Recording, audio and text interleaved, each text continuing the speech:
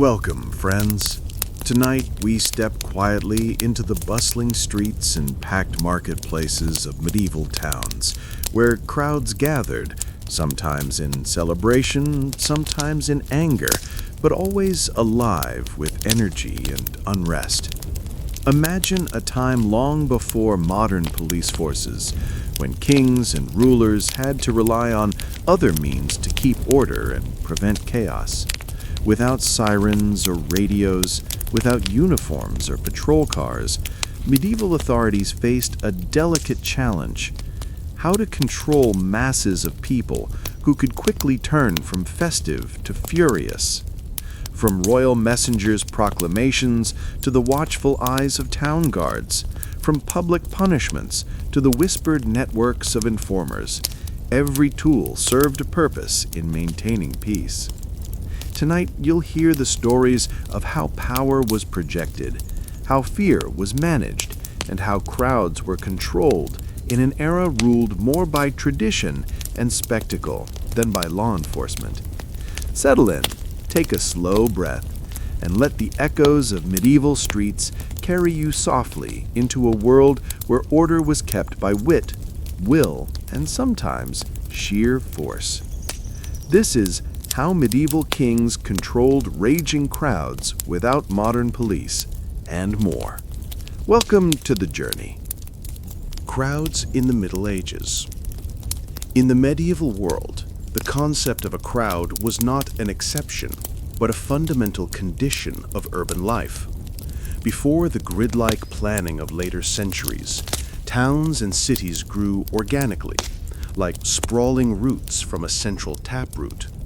Streets were seldom wide or straight. They were narrow, winding capillaries, paved with uneven cobblestones or simply worn earth, slick with mud in the rain and choked with dust in the summer. Buildings leaned in towards each other, their upper stories jutting out over the lane below, creating canyons of shadow and filtering the daylight into soft, dusty beams. Into these spaces, people were constantly drawn together. The most common and essential crowd was that of the market. The market square was the beating heart of any town, and its rhythm was the rhythm of daily existence. From the pale light of dawn, the space would begin to fill. Carts laden with produce from the surrounding countryside would rumble over the stones. The air would slowly thicken with a symphony of sounds: the lowing of cattle, the clucking of chickens in wicker cages, the rhythmic hammering from a nearby blacksmith's forge, and above it all, the rising hum of human voices. This market crowd was a living entity. It was a dense tapestry of textures and smells: the rough weave of woolen tunics, the soft nap of a wealthy merchant's cloak, the cold chainmail of a lord's retainer brushing past. The air carried the scent of fresh-baked bread from the baker's stall, the sharp tang of cheese, the earthy smell of root vegetables still caked in soil, mingling with the less pleasant odors of animal dung, unwashed bodies, and waste tossed into the central gutter. This was a crowd of purpose, of commerce, of necessity. It was a place of bargaining, of gossip, of fleeting social encounters. For the most part, it was a self-regulating organism, its movements dictated by the slow, familiar dance of trade. Yet even here, a dispute over a price, an accusation of theft, could create a sudden localized storm, a swirl of angry shouts that could momentarily disrupt the placid flow. Then there were the festival crowds, which pulsed with a different energy. On a saint's day or a major religious holiday, the town would transform. The usual hum of commerce would be replaced by a more celebratory and sometimes more chaotic atmosphere. People would pour out from their homes and workshops, drawn towards the towering stone edifice of the cathedral or the main parish church. These were crowds of shared belief and shared ritual. They watched religious plays enacted on crude stages, the the stories of saints and sinners performed by local guild members. They joined long, slow-moving processions that snaked through the narrow streets, following priests in embroidered vestments who carried relics in gilded containers. The air on these days was thick with the sweet, heavy scent of incense and the sound of bells pealing from the church tower. But this piety was often intertwined with a more secular revelry. Ale flowed freely from taverns, and the sacred atmosphere of the morning could easily give way to a boisterous and drunken energy by the afternoon. These festival crowds were less predictable. The shared emotion that bound them together could be one of joyous celebration, but it could also curdle into something else. A perceived slight, a rivalry between two guild worlds, or simply the friction of too many people packed into a smaller space could ignite tempers. Beyond these planned or routine gatherings, there were the crowds born of grievance. These were the most feared by those in authority. They did not gather for commerce or for celebration, but for protest. Such a crowd might begin as a small cluster of people in a tavern or a guild hall, their voices low, sharing complaints of a new tax levied by a distant king, or the crippling price of grain after a poor harvest. Rumor, carried on foot from one person to another, was the bloodline of this discontent. A story of a lord hoarding grain, or a royal official lining his own pockets, could spread through the warren of streets like a contagion. Slowly, these small groups would coalesce. They would spill out into the lanes, and then move, as if by a common unspoken will, towards the market square or the steps of the town hall. The sound of this crowd was different. It was not the busy hum of the market, but a low, angry murmur that could swell into a roar. This was the crowd that rulers dreaded, for it was a direct challenge to their legitimacy. It was a physical manifestation of popular discontent, a volatile mass of hunger and anger that could, if unchecked, bring the entire machinery of the town to a violent, grinding halt. When this protest crowd boiled over, it became a riot. The line between the two was terrifyingly thin. It could be crossed with the throwing of a single stone, an insult hurled at a town official, or the storming of a bakery. In a riot, the crowd lost its individual faces and became a singular destructive force. It moved with a terrifying momentum, its power amplified by the narrow streets that channeled its rage. It could tear down market stalls, break into the homes of wealthy merchants or officials, and threaten the very symbols of authority. The king's peace, that fragile concept upon which all order was built, was shattered. And in that moment, the paramount importance of controlling the crowd, of managing its moods and movements, became starkly, terrifyingly clear. For a medieval king, a raging crowd was not just a public nuisance, it was an existential threat. The king's messengers and heralds. In an age without mass media, the king's voice had to be made physical. It had to be carried from the royal court across muddy roads and through dense forests to be delivered in person to the heart of the kingdom's towns and cities. This vital task fell to two distinct but related figures, the messenger and the herald. While a messenger might deliver a sealed letter in relative privacy to a lord or a bishop, it was the herald who was tasked with the public performance of royal authority, a living conduit between the monarch and his subjects. The herald was, above all, a spectacle. He was designed to be seen and immediately understood. His most important possession was his tabard, a sleeveless coat worn over his armor or clothing. This garment was not merely decorative. It was a billboard of power, richly embroidered with the king's personal coat of arms. The vibrant lions, lilies, or eagles stitched in silk and gold thread were an unmistakable symbol. To see the tabard was to see the king's own presence. It announced that the words about to be spoken were not those of an ordinary man, but carried the full weight and majesty of the crown. This visual authority was crucial. In a largely illiterate society, symbols spoke more loudly than written words.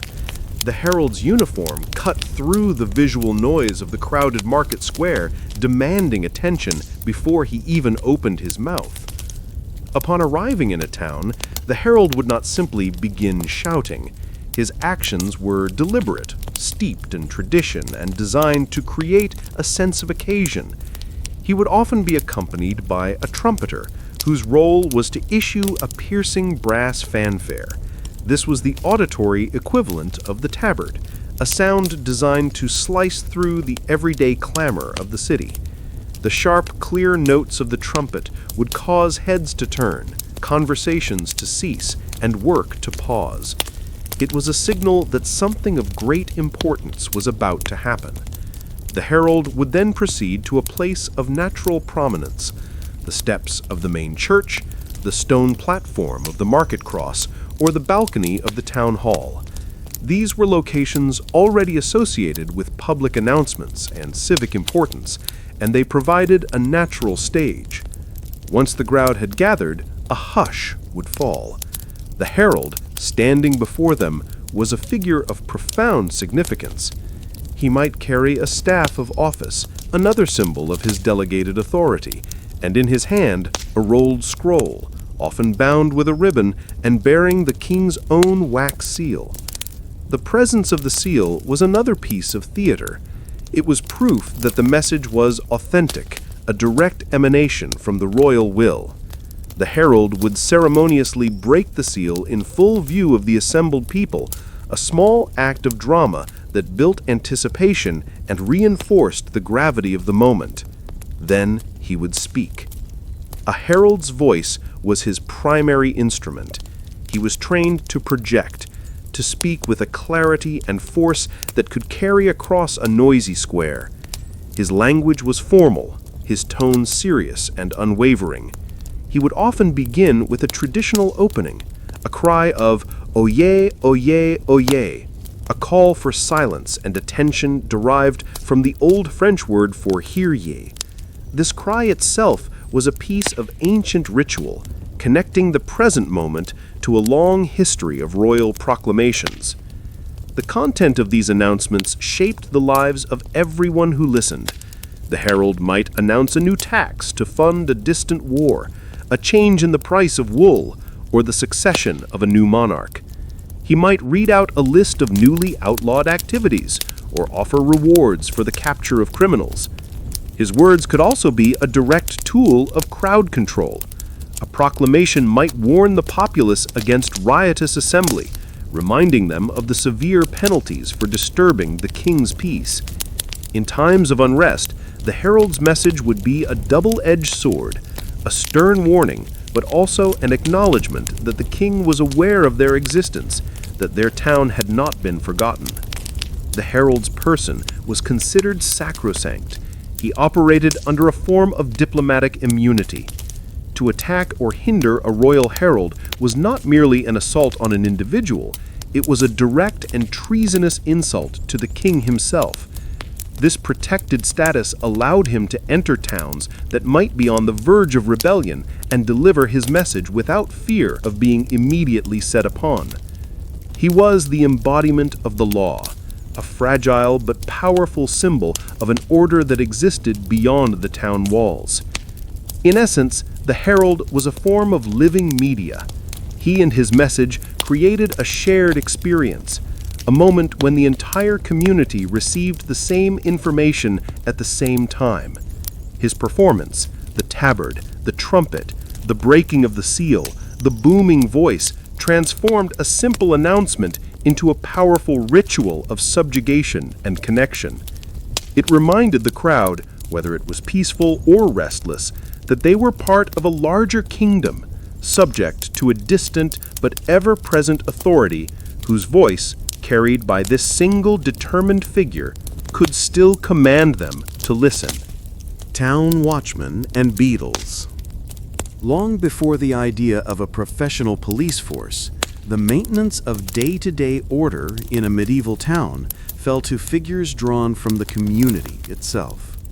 These were the watchmen and the beadles, men who walked the same streets and knew the same faces as the people they were tasked to oversee. They were not an occupying army or an elite royal guard. They were the town's own attempt to police itself, a crucial, if often limited, first line of defense in preserving the king's peace. The town watch was primarily a creature of the night. As dusk settled and the city gates were shut and barred, the watchmen would begin their patrol. Their role was a mixture of security guard, timekeeper, and living alarm system. A typical watchman was not a trained soldier.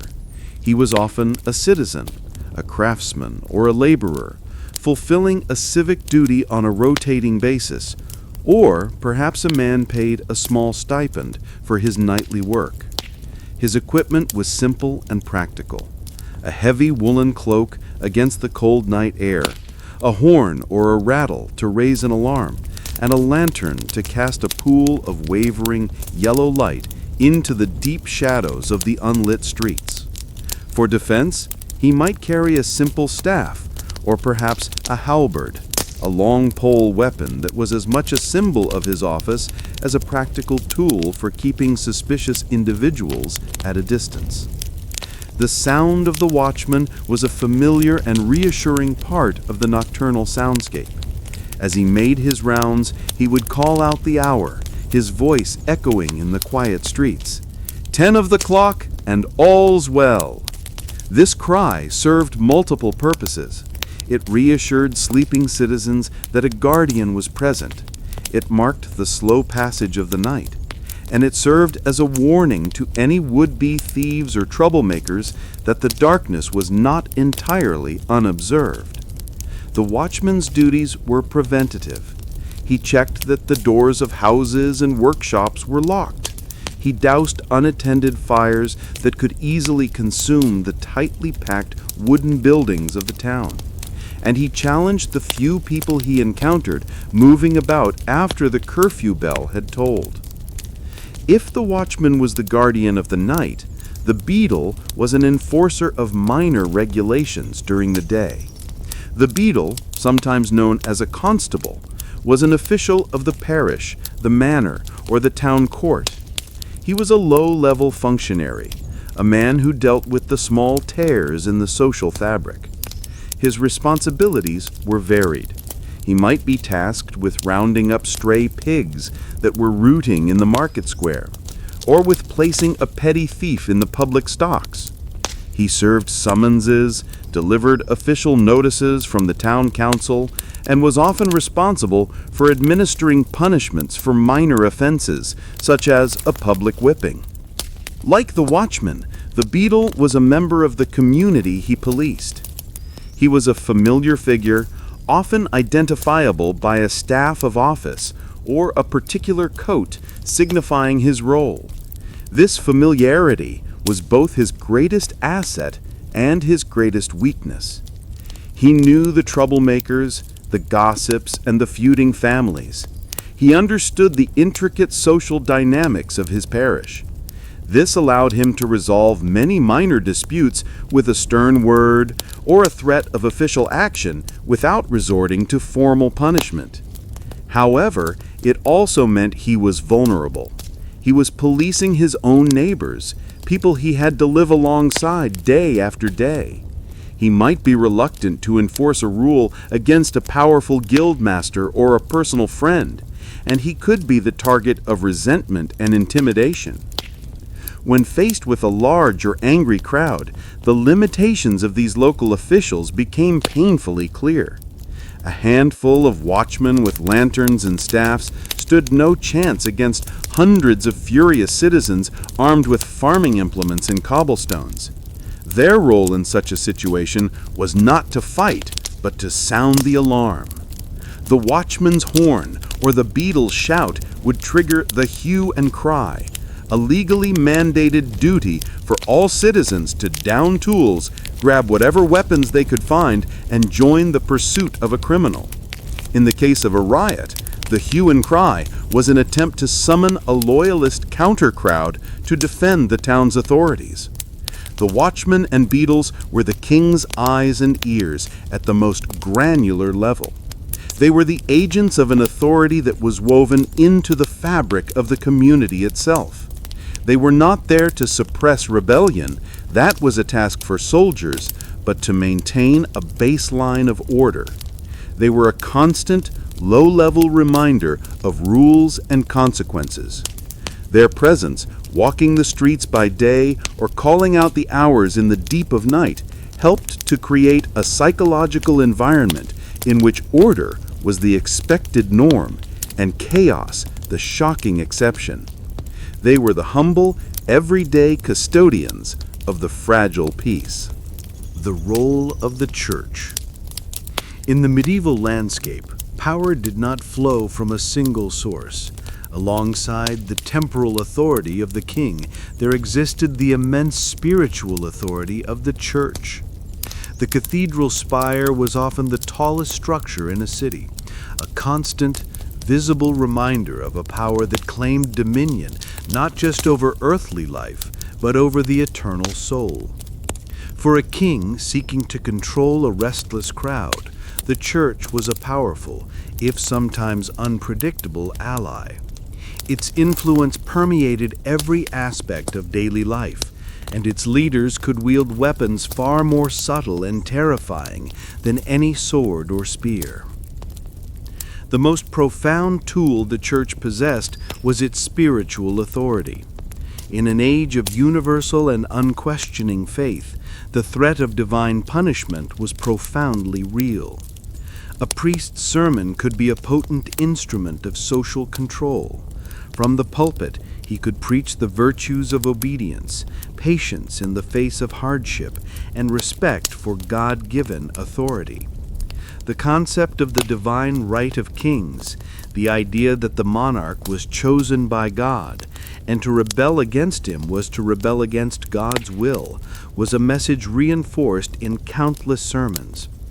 For a crowd teetering on the edge of revolt over high taxes or a food shortage, a respected priest's reminder that their suffering was a test of faith and that their reward would be in heaven could be a powerful calming agent. He could frame rebellion not as a quest for justice, but as a grave sin that would endanger their immortal souls. Beyond mere words, the church wielded the terrifying weapons of interdict and excommunication. An excommunication cast a single individual out from the community of the faithful.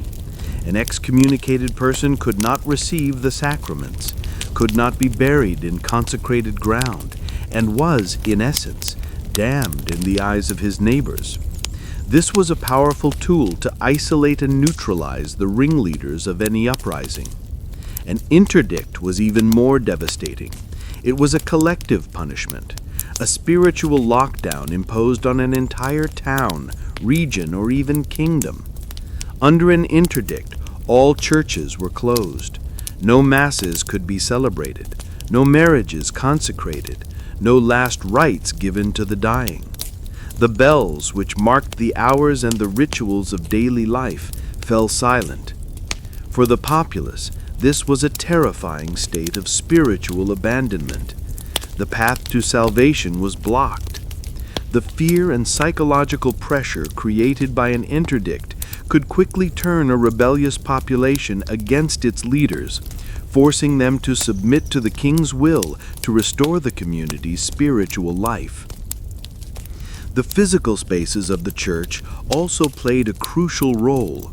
The stone walls of a cathedral or a monastery offered a recognized place of sanctuary. By ancient tradition, a fugitive who reached the grounds of a church was protected from immediate arrest. This right of sanctuary could act as a safety valve. A crowd in the heat of a riot might pursue a hated official, but if he reached the doors of the cathedral, they would often halt, their earthly fury held in check by the sanctity of the ground. This pause created a vital window for de-escalation. It allowed tempers to cool and created an opportunity for negotiation, often with a bishop or an abbot acting as a mediator. Clergy members frequently served as intermediaries in disputes. A bishop was often a great lord in his own right, a powerful figure who commanded respect from both the common people and the nobility. Because his authority stemmed from God, rather than directly from the king, he could sometimes be seen as a more neutral arbiter. He could listen to the grievances of the crowd, promising to carry their petition to the king or to intercede on their behalf. By stepping into the breach, a bishop or priest could give a formless, angry crowd a voice and a process, channeling their rage into a more controlled and manageable form of dialogue. He could promise divine favor for peace and threaten divine wrath for continued violence, using his unique position to broker a truce. Of course, the church's power was a double-edged sword. While it could be a force for order, it could also be a source of immense unrest. A charismatic preacher could just as easily incite a crowd to violence against heretics or a rival faith as he could counsel patience.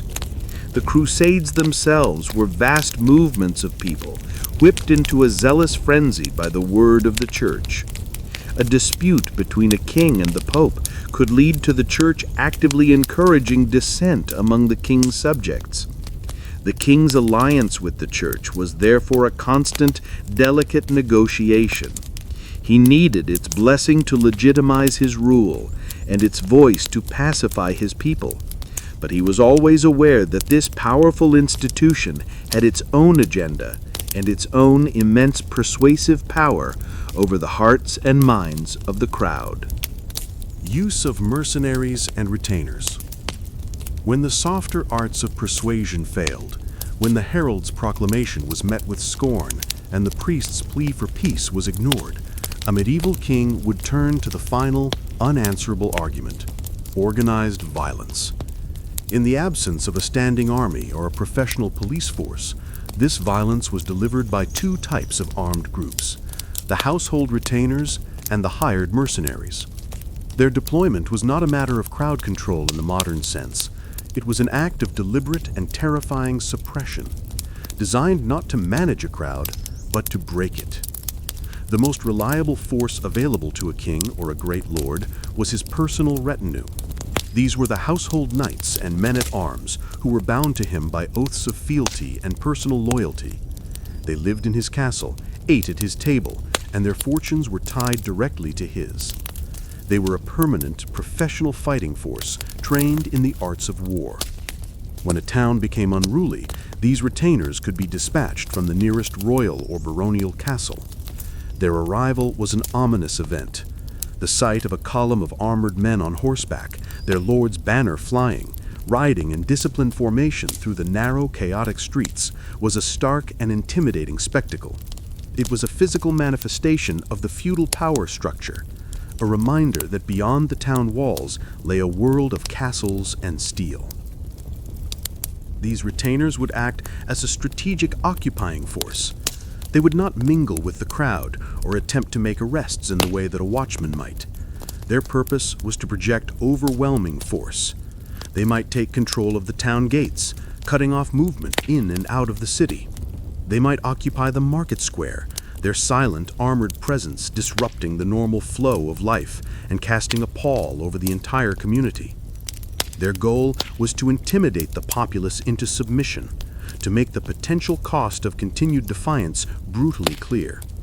If the crowd refused to disperse, the retainers would act with swift and decisive violence, charging the most densely packed areas to scatter the people and singling out known ringleaders for capture or summary execution. For larger-scale rebellions, or when a king's own retainers were occupied elsewhere, he would turn to mercenaries. These were soldiers for hire, men who fought for pay, not for loyalty. They were often foreign professionals, Genoese crossbowmen, Flemish pikemen, or Welsh longbowmen, renowned for their specific martial skills.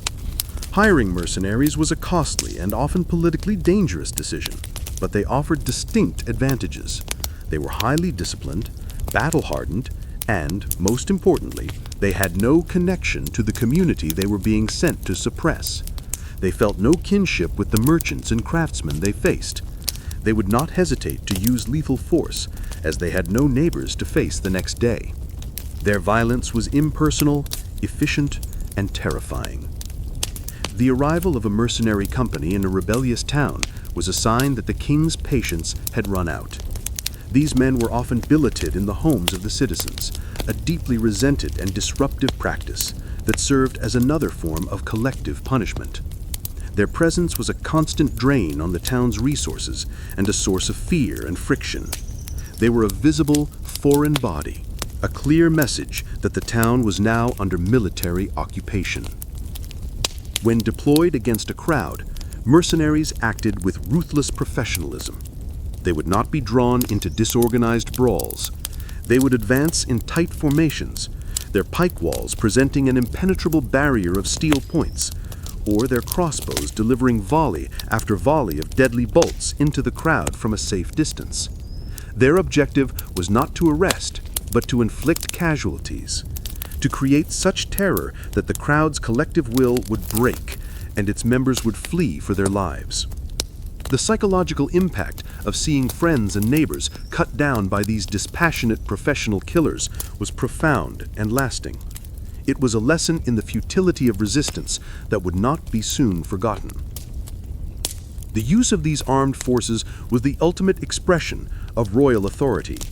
It was a confession that the normal mechanisms of control had broken down. While effective in the short term, it was a strategy fraught with risk. A massacre could breed resentment that would smolder for generations. Mercenaries, once their job was done, could become a problem in themselves, demanding more pay or plundering the countryside if they were not dismissed quickly. The deployment of retainers and mercenaries was the medieval equivalent of a state of emergency, a blunt and brutal instrument used to cauterize the wound of rebellion, leaving a permanent scar on the community as a reminder of the king's ultimate power. Public punishments as deterrents. In the medieval world, justice, like royal authority, had to be made visible. The mechanisms of the law were not hidden away in quiet courtrooms or secluded prisons. They were put on public display, performed in the open air for all to see. Public punishment was not merely retribution for a crime committed. It was a form of mass communication, a visceral and unforgettable lesson intended to regulate the behavior of future crowds. It was a theater of pain, designed to instill fear and reinforce the consequences of defying the established order. The most common stage for this theater was the very place where crowds most often gathered, the market square. Here, alongside the stalls selling bread and cloth, stood the permanent architecture of punishment. The stocks and the pillory were familiar sights. A person found guilty of a minor offense, a baker who sold underweight loaves, a merchant who used false measures, or someone convicted of public drunkenness, would be confined for a set number of hours. Locked by the ankles and wrists in the stocks, or by the head and hands in the pillory, they were rendered helpless and exposed to the judgment of their own community. This was a punishment of shame and discomfort. The crowd that gathered around was an active participant. People would jeer and mock the unfortunate individual. They might be pelted with rotten fruit, mud, or animal dung. It was a ritual of communal disapproval, reinforcing social norms by publicly humiliating those who transgressed them. For a potential troublemaker in the crowd, the sight of a neighbor in the pillory was a potent reminder of the cost of social deviance. It was a relatively mild punishment, but its power lay in its public nature, in the temporary stripping away of a person's dignity in front of everyone they knew. For more serious crimes, the punishments became more severe and the spectacle more gruesome. Flogging was a common sentence, administered by a beadle or a royal official. The condemned would be tied to a post, often called a whipping post, located in the square. Their back would be bared, and a set number of lashes would be applied with a whip or a birch rod. The sound of the blows, the sight of the blood, and the cries of the person being punished were a stark and brutal sensory experience for the onlookers. Sometimes the flogging was mobile. The condemned would be tied to the back of a cart and dragged slowly through the main streets of the town, being whipped at each major intersection, ensuring that the maximum number of people witnessed the penalty. For crimes like sedition, treason, or leading a riot, the punishments were designed to be the ultimate deterrent. Mutilation, such as the cutting off of a hand for theft or the branding of the face, served as a permanent walking advertisement for the king's justice. A man with a brand on his cheek or a stump where his hand used to be was a living warning, a daily reminder to his community of the consequences of serious crime. The ultimate public spectacle was, of course, execution. The gallows were often erected on a hill just outside the town gates, a location that was both prominent and liminal, a place between the ordered world of the city and the wildness beyond. On the day of an execution, a holiday atmosphere might prevail. People would flock from the town and the surrounding countryside to witness the event. It was a grim form of public entertainment, but also a solemn civic ritual. A priest would hear the final confession, and the condemned might be allowed to make a final speech from the scaffold. This speech was a moment of high drama, a chance for repentance, or, in rare cases, a final act of defiance. The hanging itself was the climax of the performance. The sight of a body dangling at the end of a rope, silhouetted against the sky, was the most powerful message a ruler could send. It was the absolute and final demonstration of his power over life and death.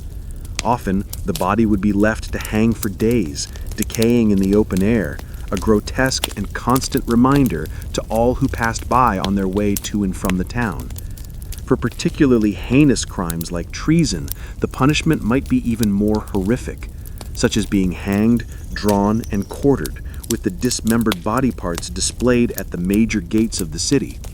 This was the king's justice at its most terrifying, a calculated act of state-sponsored terror designed to burn itself into the collective memory of the populace, ensuring that the thought of rebellion would forever be associated with this gruesome public end.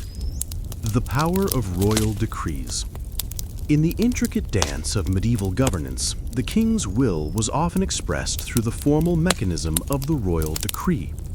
An edict, a proclamation, or a statute was more than just a piece of writing on parchment.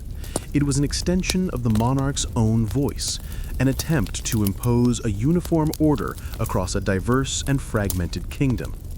These decrees were the legal skeleton upon which the flesh of royal authority was built, and their announcement and enforcement were critical acts in the ongoing project of crowd control and social regulation. A royal decree was born in the rarefied atmosphere of the King's Council, a product of deliberation among the monarch and his closest advisors. It addressed the pressing concerns of the realm, the need for funds, the regulation of trade, the suppression of heresy, or the standardization of weights and measures. Once drafted and inscribed by a royal clerk, it was authenticated with the king's great seal, a heavy wax disc impressed with his personal insignia. This seal was the decree's guarantee of authenticity. It transformed a simple document into a binding legal instrument imbued with the full majesty of the crown. The journey of the decree from the court to the crowd was a carefully managed process. Copies would be made and dispatched by royal messengers to the sheriffs of every county and the mayors of every major town. The responsibility for publicizing the decree fell to these local officials. The moment of proclamation was a public ceremony echoing the performance of the royal herald. The town's mayor or sheriff, accompanied by officials and perhaps a small guard, would take a position at the market cross or on the steps of the guild hall. A bell might be rung or a trumpet sounded to gather the people. The official would then unroll the parchment and read the decree aloud in a clear, formal voice. For the largely illiterate populace, this was the only way they would learn of the new law. The language of the decree was often dense and legalistic, but its core message would be made plain. This is the king's command. The reading was a moment of direct communication, a point at which the abstract authority of a distant monarch became a concrete reality in the lives of ordinary people. It informed them of new obligations, such as a tax on wool, or new prohibitions, such as a ban on carrying weapons within the city walls after dark. The power of a decree, however, did not reside solely in its announcement. It rested on the implicit or explicit threat of enforcement. Nearly every decree carried with it a schedule of penalties for non-compliance. These were not vague threats, they were specific and often severe. Failure to pay a new tax could result in the seizure of property. Violating a trade regulation could lead to a heavy fine or the confiscation of goods. Speaking out against the king's edict could be construed as sedition, a crime punishable by imprisonment, mutilation, or death. The words read aloud in the market square were backed by the invisible but ever-present threat of the king's justice. Decrees were particularly potent tools for preemptive crowd control. In times of famine or unrest, a king might issue a decree setting a maximum price for bread, an act designed to quell discontent and prevent food riots by showing that the ruler was taking action. He might issue a proclamation forbidding rumors and false tales that could stir up the people, an attempt to stifle the very channels through which dissent spread. Edicts could also ban unlawful assemblies, giving local authorities the legal power to break up any gathering that seemed threatening, long before it could escalate into a full-blown protest. These laws provided the legal justification for the actions of sheriffs, beadles, and even soldiers. Enforcement, of course, was the true test of a decree's power. In a town loyal to the king and with competent local officials, a new edict would be swiftly integrated into the fabric of civic life. Town watchmen would be instructed to enforce a new curfew, and market officials would be tasked with collecting a new tax. However, in regions where the king's authority was weak or contested, a royal decree could be met with sullen indifference or even open defiance. A powerful local lord might simply ignore a decree that infringed upon his own privileges, and a town might collectively refuse to comply with a tax it deemed unjust. In these cases, the decree became a line in the sand. The king's failure to enforce his own decree was a public demonstration of the limits of his power, an invitation for further defiance. Therefore, the enforcement of a decree, often through the dispatch of royal judges or even armed retainers, was as much a symbolic act as a practical one. It was a demonstration that the king's word was not merely a suggestion, but a command backed by the ultimate power of the state. Each successfully enforced decree subtly tightened the net of royal control, weaving a web of law and obligation that bound the restless crowds of the kingdom into a more orderly, more manageable whole. Symbolism and spectacle. The power of a medieval king did not rest solely on his ability to command armies or issue laws. It was also built on a carefully constructed edifice of symbolism and spectacle. In a world with limited literacy and slow communication, power had to be seen to be believed. The king and his agents had to project an aura of majesty, of divine favor, and of unshakable authority. This was achieved through pageantry and ritual, a form of political theater designed to awe, intimidate, and reassure the crowds that were its primary audience. The most potent symbol of all was the king himself. A royal entry into a major city was one of the grandest spectacles of medieval life. It was a meticulously planned event, a piece of mobile propaganda. The king's procession would halt outside the city walls, where he would be met by a delegation of the town's most important citizens, the mayor, the aldermen, the guild masters. They would present him with the keys to the city, a symbolic act of submission and loyalty. The king would then enter, not as a simple visitor, but as the triumphant focus of a magnificent parade. He would be clad in rich velvets and silks, perhaps wearing his crown or a golden circlet. He would ride a magnificent war horse, its harness decorated with silver and gold. Before him would march his heralds in their vibrant tabards, and his trumpeters, their instruments gleaming. Following him would be his household knights in polished armor, their banners and pennants creating a forest of color and movement.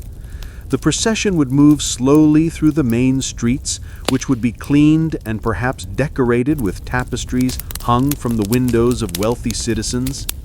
The sheer sensory overload, the blare of trumpets, the sight of so much wealth and military might, the ordered, disciplined movement of the procession was designed to overwhelm the senses of the onlookers. It was a display of power so vast and so organized that it made the idea of resistance seem futile and absurd. This spectacle served to bridge the gap between the abstract concept of the monarchy and the physical person of the king. It made his power tangible. For the ordinary person in the crowd, it was likely the only time in their life they would ever see their monarch. This single, dazzling impression was meant to last a lifetime, a memory of overwhelming grandeur that reinforced the king's godlike status. Royal authority was also projected through permanent symbols embedded in the urban landscape. The royal castle, often built on the most defensible ground within or beside a city, was a constant, brooding presence. Its high stone walls, its towers, and its fortified gatehouse were a daily reminder of the king's military power. It was a place from which armed retainers could emerge to quell any disturbance, a symbol of dominance that loomed over the marketplace and the cathedral alike. Similarly, the display of the royal coat of arms on public buildings, on coinage, and on the seals of official documents was a form of branding, constantly and subtly reinforcing the idea that all authority ultimately stemmed from the crown. Even religious ceremonies could be co-opted for royal spectacle. At his coronation, a king was anointed with holy oil by the highest archbishop, a ritual that symbolically placed him on a level above ordinary mortals. He was not just a political leader, he was God's chosen representative on earth. The king would attend mass in great cathedrals, surrounded by his court, his presence transforming a religious service into an event of state. These acts visually fused the power of the church with the power of the king, suggesting to the assembled crowd that to obey the king was to obey God. This use of spectacle was a form of psychological crowd control. A crowd witnessing a royal entry was not being physically restrained, but it was being mentally conditioned. The pageantry was designed to inspire awe rather than fear, to encourage loyalty and pride rather than sullen obedience. It offered the common people a chance to participate, as observers, in the glory of the kingdom. It could transform a potentially restless population into a cheering audience, their discontents momentarily forgotten in the shared experience of a grand public display. In times of tension, a well-timed procession or ceremony could be a deliberate act of political strategy. A display of royal magnanimity, such as the king distributing alms to the poor from the steps of the cathedral, could soothe frayed nerves and quell rising discontent. A military parade of his retainers could serve as a veiled threat.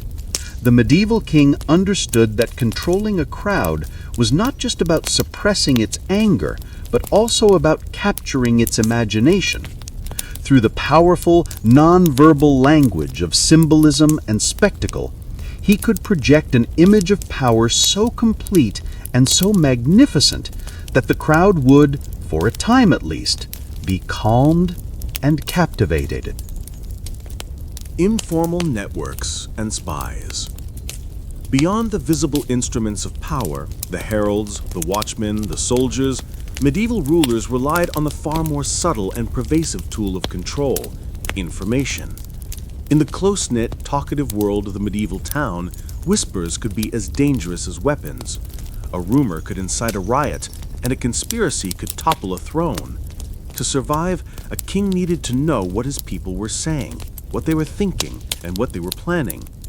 This required a shadowy network of spies and informants, an informal intelligence service that served as the king's ears, listening in the taverns, markets, and alleyways for the first murmurs of dissent. This was not a formalized intelligence agency in the modern sense. There were no secret headquarters or official ranks. Instead, it was a fluid and often ad hoc system built on a web of personal loyalties, financial incentives, and fear. The king's network would extend from his own court down to the most humble corners of his kingdom. At the highest level, nobles and clergymen at court were expected to report on the moods and potential treacheries of their rivals. A king's chambers were a hive of intrigue, where information was a currency as valuable as gold. But to truly understand the temper of the common people, the network had to reach much deeper. Royal officials, such as sheriffs and reeves, were not just administrators, they were intelligence gatherers. They were expected to report back to the king not only on tax revenues, but also on the general disposition of the populace in their jurisdiction. They would cultivate their own local sources, paying small sums for useful tidbits of information. The most effective informants, however, were often invisible, ordinary members of the community who passed along information for a variety of reasons. A tavern keeper serving ale to a group of disgruntled weavers complaining about a new guild regulation might overhear a plot to storm the mayor's house. For a few coins, or perhaps out of a sense of loyalty or fear of being implicated, he might pass a quiet word to the town beadle or a sheriff's man. A merchant traveling from one town to another might carry not just goods, but also news and rumors, reporting on the mood of the places he visited to the authorities in the next town. Spies could be cultivated in every walk of life. A servant in the household of a powerful and potentially rebellious baron, a disgruntled member of a trade guild, a friar who heard confessions and gossip on his travels, all were potential sources. The motivations for becoming an informant were complex. Some did it for money, the promise of a reward being a powerful incentive for the poor. Others acted out of a genuine belief in the king's authority and a desire for social order. Many were motivated by fear, knowing that providing information to the authorities was a way to protect themselves and their families. And some were driven by personal grudges, using the opportunity to settle scores with rivals by anonymously denouncing them. The information gathered by this network was a vital tool for preemptive crowd control. If the king's agents learned that a group of peasants in a particular village were planning a protest against an enclosure of common land, the local lord could be warned. He might then take steps to head off the trouble before it began, perhaps by making a visible show of force with his retainers, or by arresting the suspected ringleaders in the dead of night before they had a chance to rally their followers. If rumors of a food riot were brewing in a city, the king could order grain to be released from royal storehouses to lower the price of bread, a strategic act of charity designed to defuse the situation before it exploded. The mere knowledge that spies could be anywhere had its own powerful and chilling effect. The uncertainty of who might be listening created an atmosphere of suspicion that could stifle dissent. People would be more cautious about what they said in public places. A potential conspirator would have to worry that one of his own fellows might betray him. This sowed distrust and made it much more difficult to organize collective action. The fear of the unknown informant was a potent psychological barrier to rebellion. The shadowy world of espionage was, by its very nature, unreliable. Information could be inaccurate, exaggerated, or deliberately false, planted by rivals to mislead the king or discredit an enemy. Rulers had to learn to sift through the noise, to cross-reference reports, and to trust the instincts they had developed over years of political intrigue. But despite its imperfections, this informal network of intelligence was an indispensable part of the medieval state's apparatus of control. It allowed a king to feel the pulse of his kingdom, to anticipate unrest, and to act with precision to cut out the roots of rebellion before they could grow. It was the quiet, unseen foundation upon which the more visible displays of power were built. Crowd psychology in the Middle Ages. To control a crowd, a medieval ruler first had to understand it, or at least to operate from a set of assumptions about how it behaved. While they lacked the formal language of modern psychology, medieval kings, nobles, and clergy had a deep, practical understanding of crowd dynamics. Their view was not one of scientific analysis, but was shaped by experience, classical texts, and theological beliefs. They saw the crowd as a fundamentally irrational and dangerous entity, a beast that, once roused, was driven by base passions and was capable of great destruction. A core belief was that individuals, when they became part of a crowd, lost their reason and their moral compass. A man who was ordinarily a peaceful, law-abiding baker or weaver could, when swept up in the collective emotion of a mob, become a violent rioter. This transformation was often explained in almost medical or spiritual terms. The crowd was seen as susceptible to a kind of madness, a furor, that spread like a disease from one person to another. This view was inherited from Roman writers like Livy, who described the Roman mob as fickle and volatile. For a medieval ruler, this meant that a crowd could not be reasoned with in a conventional sense. One did not debate with a raging fever, one tried to break it. Fear was understood to be a primary motivator of crowd behavior. While a crowd could be driven by anger, it could also be controlled by fear.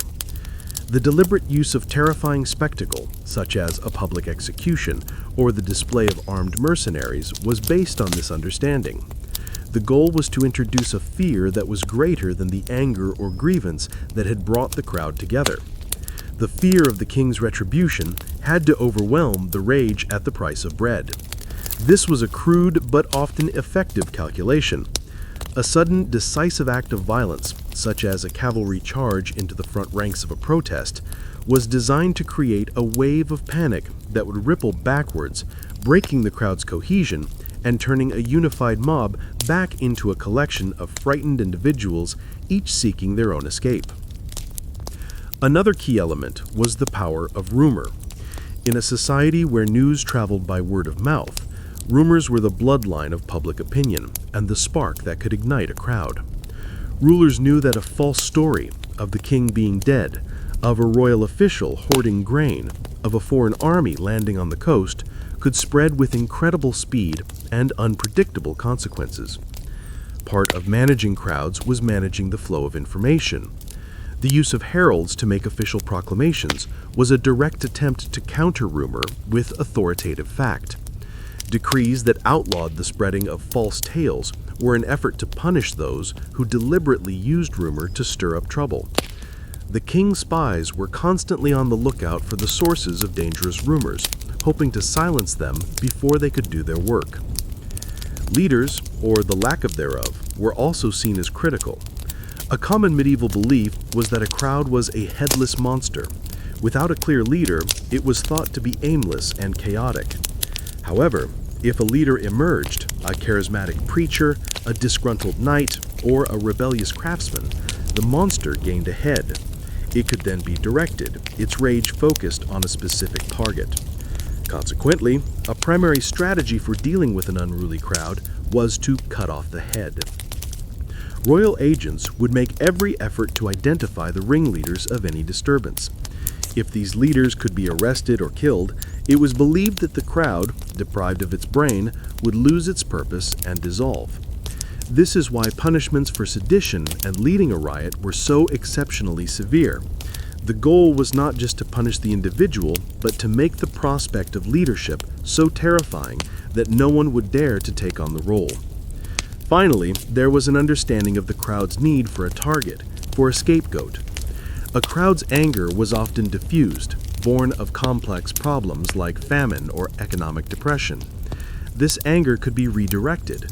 A clever ruler, or his agents, might subtly deflect the crowd's anger away from the king toward towards a less dangerous target. Unpopular royal officials could be publicly dismissed and punished, serving as a sacrifice to appease the mob. In many cases, blame was directed at minority groups. In times of hardship, crowds were often incited to violence against Jewish communities or foreign merchants who were falsely accused of causing the problems. This was a cynical and brutal strategy, but it was based on a shrewd, if cruel, understanding of crowd psychology, that a mob is often more interested in venting its rage than in solving the problem that caused it. The medieval ruler's toolkit was filled with these practical, if often brutal, insights into how to manipulate the fears, beliefs, and prejudices of the collective, turning the dangerous beast of the crowd to his own advantage, or, at least, ensuring its rage was not directed at the throne. The role of guilds and trade groups. Within the bustling ecosystem of the medieval town, the guilds stood as powerful and highly organized bodies. A guild was far more than just a trade association.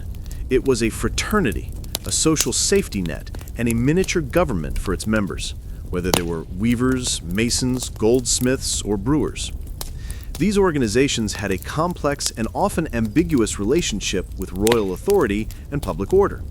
For a king, the guilds could be a valuable tool for maintaining stability, but they could also be a formidable source of organized resistance, capable of mobilizing their members with an efficiency that no spontaneous crowd could match. On one hand, guilds were inherently conservative institutions, deeply invested in the status quo.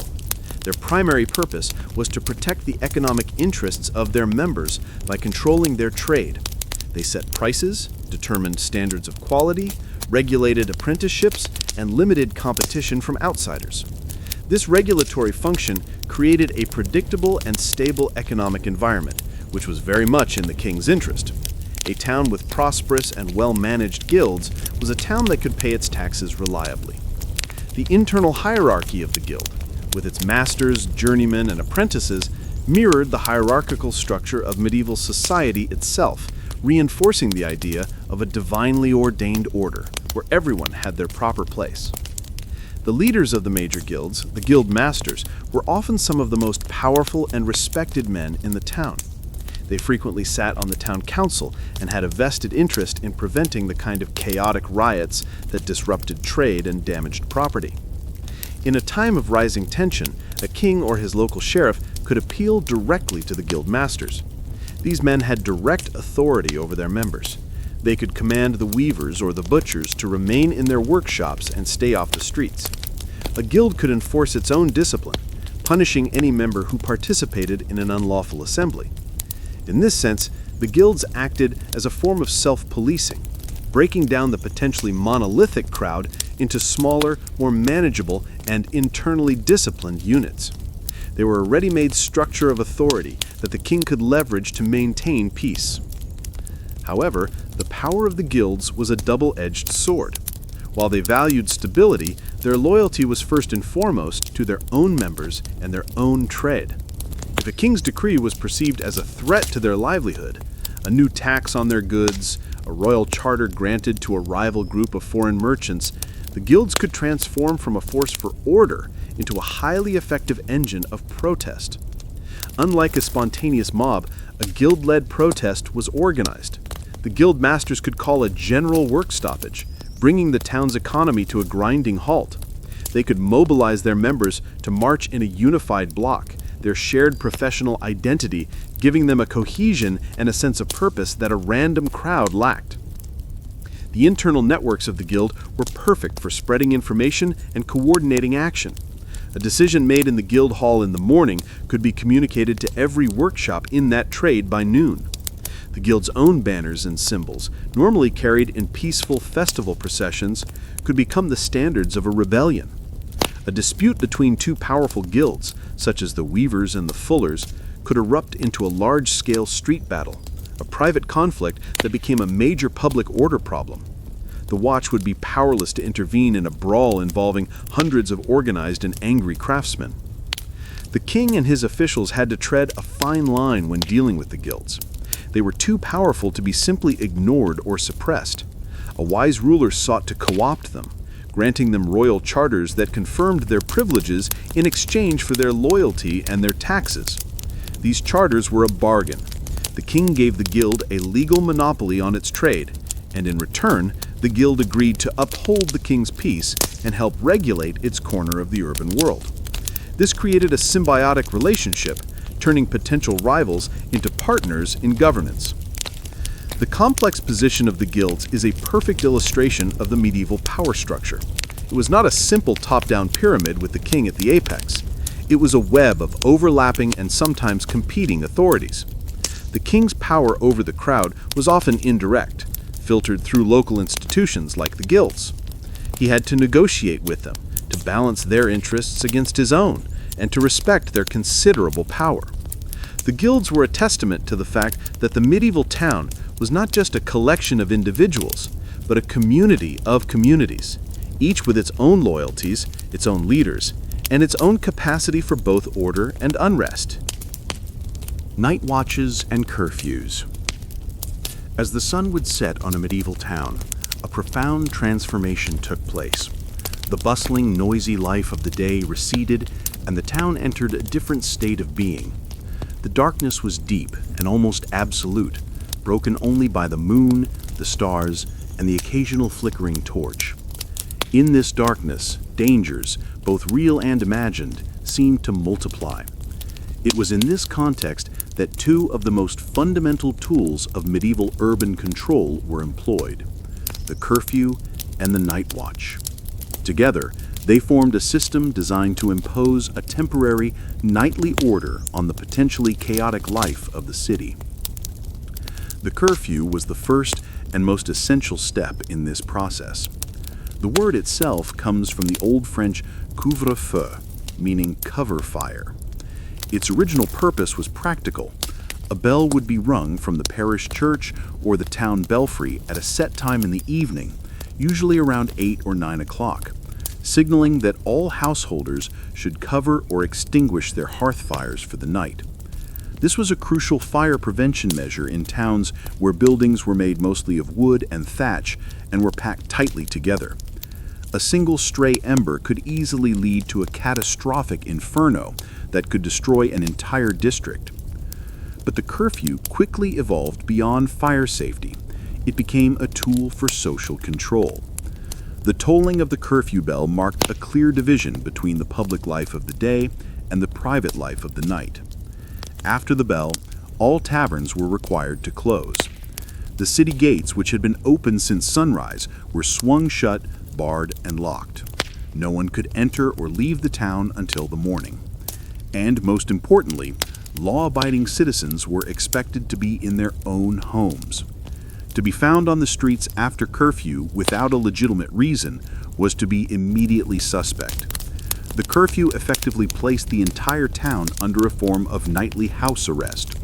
It emptied the streets, making it far more difficult for conspiracies to be hatched in taverns or for mobs to gather under the cover of darkness.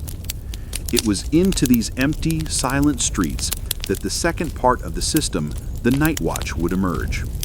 The watch was the active agent of the curfew. As we have touched on before, these were not professional soldiers, but ordinary citizens, merchants, artisans, and laborers fulfilling a civic obligation.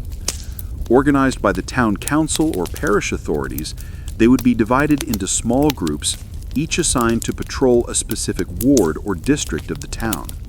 They would gather at a designated watch house's dusk bell, lighting their lanterns and collecting their simple weapons, typically staves or polearms like bills or halberds. Their patrol was a slow, methodical circuit through the labyrinth of dark lanes and alleyways. The pool of light cast by their lanterns was a small moving island of authority in a vast ocean of shadow. One of their primary duties was to enforce the curfew. They would challenge anyone they encountered, demanding to know their name and their business. A person with a good reason to be out, a physician on their way to a patient, a messenger on urgent business, or someone fetching a midwife would be allowed to pass. But anyone who could not give a satisfactory account of themselves would be detained, held in the watch house or a local lockup until the morning, when they would be brought before a magistrate. The watchmen were a deterrent to common crime. Their presence made the work of burglars, thieves, and footpads far more risky. They listened for any unusual sounds, a cry for help, the splintering of a door, the sound of running feet in the darkness. If they discovered a crime in progress or a brewing disturbance, their first job was not necessarily to intervene directly, especially if they were outnumbered. It was to raise the alarm. They carried horns or wooden rattles for this purpose. The sound of the watchman's horn blowing in the night was a signal of trouble, meant to rouse the other watch patrols and, in dire circumstances, to awaken the sleeping citizens to a state of alert. And, as we heard, the watchmen were the keepers of the time. Their periodic calls of "all's well" served as a comfort to the sleeping populace, a rhythmic vocalization of security that punctuated the quiet of the night. This simple act reinforced the idea that the town was being guarded, that order was being maintained, even while the majority of its inhabitants were asleep. The system of curfews and night watches was a fundamental aspect of medieval urban governance. It was a recognition that control of the night was essential for control of the day. By clearing the streets and actively patrolling the darkness, the town authorities could dramatically reduce the opportunities for crime and sedition. It was a preventative measure, a way of imposing a structure on the formless and frightening hours of the night. This nightly ritual of locking down the city and sending out the watch was a constant, tangible expression of the community's desire for order and security in a precarious world. It was a quiet, nightly drama that helped keep the far greater drama of the raging crowd at bay. Fortifications and barricades. The very shape of a medieval city was a statement about control and defense. Long before a king had to worry about a crowd within the walls, he and the city's leaders worried about threats from without. As a result, the medieval town was an architectural expression of security. Its massive stone walls, fortified gates, and internal choke points were designed to repel armies. But these same features could be turned inward, used as powerful tools to contain, channel, and suppress restless crowds. Architecture itself became an instrument of order. The most prominent feature of any significant medieval town was its surrounding wall.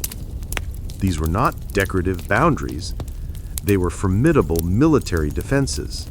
Thick, high, and built of solid stone, they were topped with crenellated battlements from which archers or crossbowmen could fire upon an attacking force.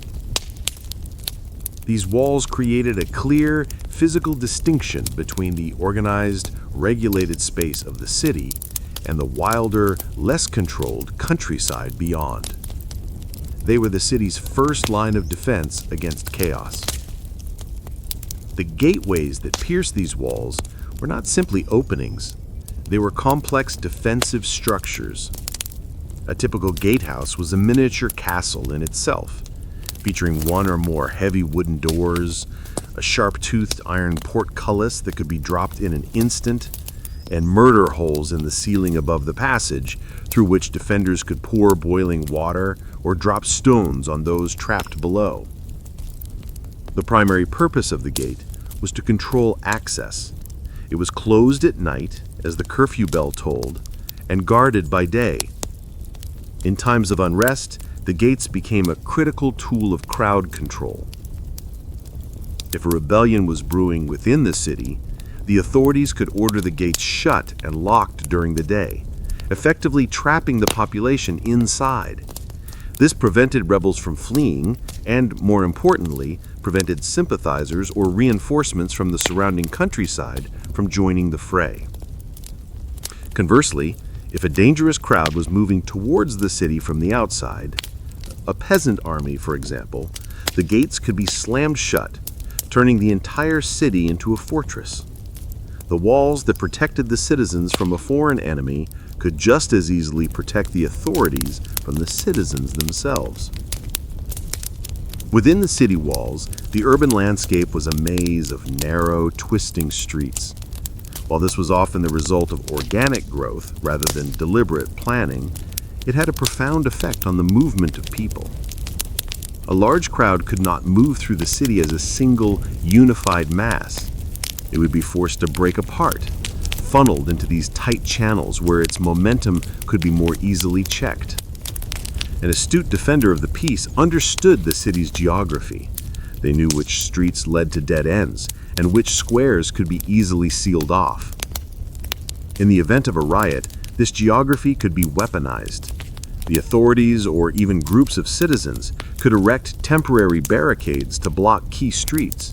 Carts could be overturned, furniture dragged from houses, and barrels filled with earth to create makeshift walls.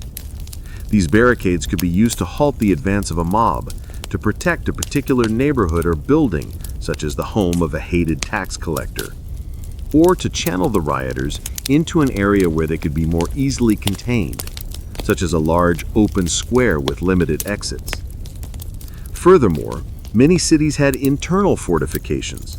A bridge crossing a river within the city might have its own gatehouse, which could be used to divide the city into two isolated zones.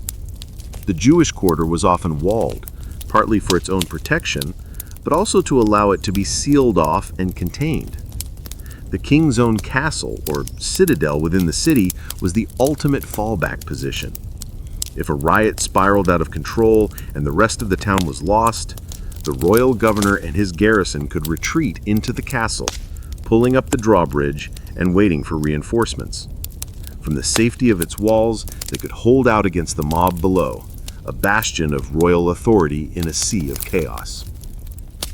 The very structure of the city, therefore, was a passive form of crowd control. It was a physical system that constrained movement and provided built-in defensive positions. The walls, gates, and narrow streets were a constant, silent influence on the behavior of the populace. They created a sense of enclosure and regulation. A citizen lived their life within a defined, defensible space. This architectural reality shaped the medieval mindset, reinforcing the idea of a clear boundary between order and chaos, safety and danger. When a crowd turned to rage, the city's own stones could be used against it, the environment itself becoming a key player in the struggle to restore the king's peace. The role of town councils. While the king was the ultimate source of authority in the realm, he was a distant figure. The day-to-day governance of a prosperous medieval town was not typically handled by a direct royal appointee, but was delegated to a body of its own leading citizens, the town council. This council, often made up of wealthy merchants and the masters of the most powerful guilds, was a crucial intermediary. The king granted the town a charter, giving it a degree of self-governance, and in return, the council was responsible for collecting taxes and, most importantly, for maintaining public order. Crowd control was therefore very much a local problem, handled by men who had a deep and personal stake in the peace and prosperity of their community. The town council was the civic heart of the city. It met in the guild hall or town hall, often a proud, impressive building in the main square, its very architecture a symbol of civic pride and power. The council was led by a mayor or burgomaster, an elected or appointed figure who served as the town's chief executive. Together, these men, and they were almost exclusively men, made the decisions that shaped urban life. They passed local ordinances, managed the town's finances, maintained its public works like walls and wells, and acted as a court for civil disputes. Their most pressing duty was the preservation of the peace. A riot was not just an affront to the king's authority, it was a direct threat to the council members' own wealth and safety. A mob might target the homes of rich merchants, ransack their warehouses, and destroy their goods. The disruption of a major riot could halt commerce for days or weeks, costing the town's elite a fortune. For the council, maintaining order was a matter of self-preservation. To this end, the council had a number of tools at its disposal, many of which we have explored. It was the council that organized and paid for the night watch. It was the council that appointed the town beadles and constables who enforced minor regulations. It was the council that was responsible for ensuring the town's gates were locked at night and that the curfew was observed. They were the direct managers of the town's security apparatus, however meager it might have been. In times of tension, the council was the first line of response. Before a situation could escalate to the point where the king would need to send in his retainers, the council would attempt to defuse it. They were in a unique position to do so. Unlike a distant royal official, they were part of the community. They knew the grievances of the people because they lived among them. If the price of bread was too high, they would hear the complaints in the market themselves. This closeness allowed them to employ a range of strategies. They could engage in direct negotiation. The mayor and aldermen might meet with the leaders of a protesting group, listening to their demands and attempting to find a compromise. They had the power to make limited concessions. For instance, they might agree to temporarily suspend a local tax or release a portion of the town's grain reserves to lower prices, all in an effort to placate the crowd and avert violence.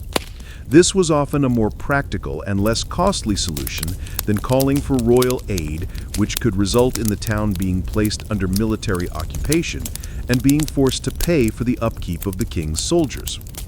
The council also wielded its own legal authority. The town court could issue injunctions against unlawful assemblies and issue warrants for the arrest of known troublemakers.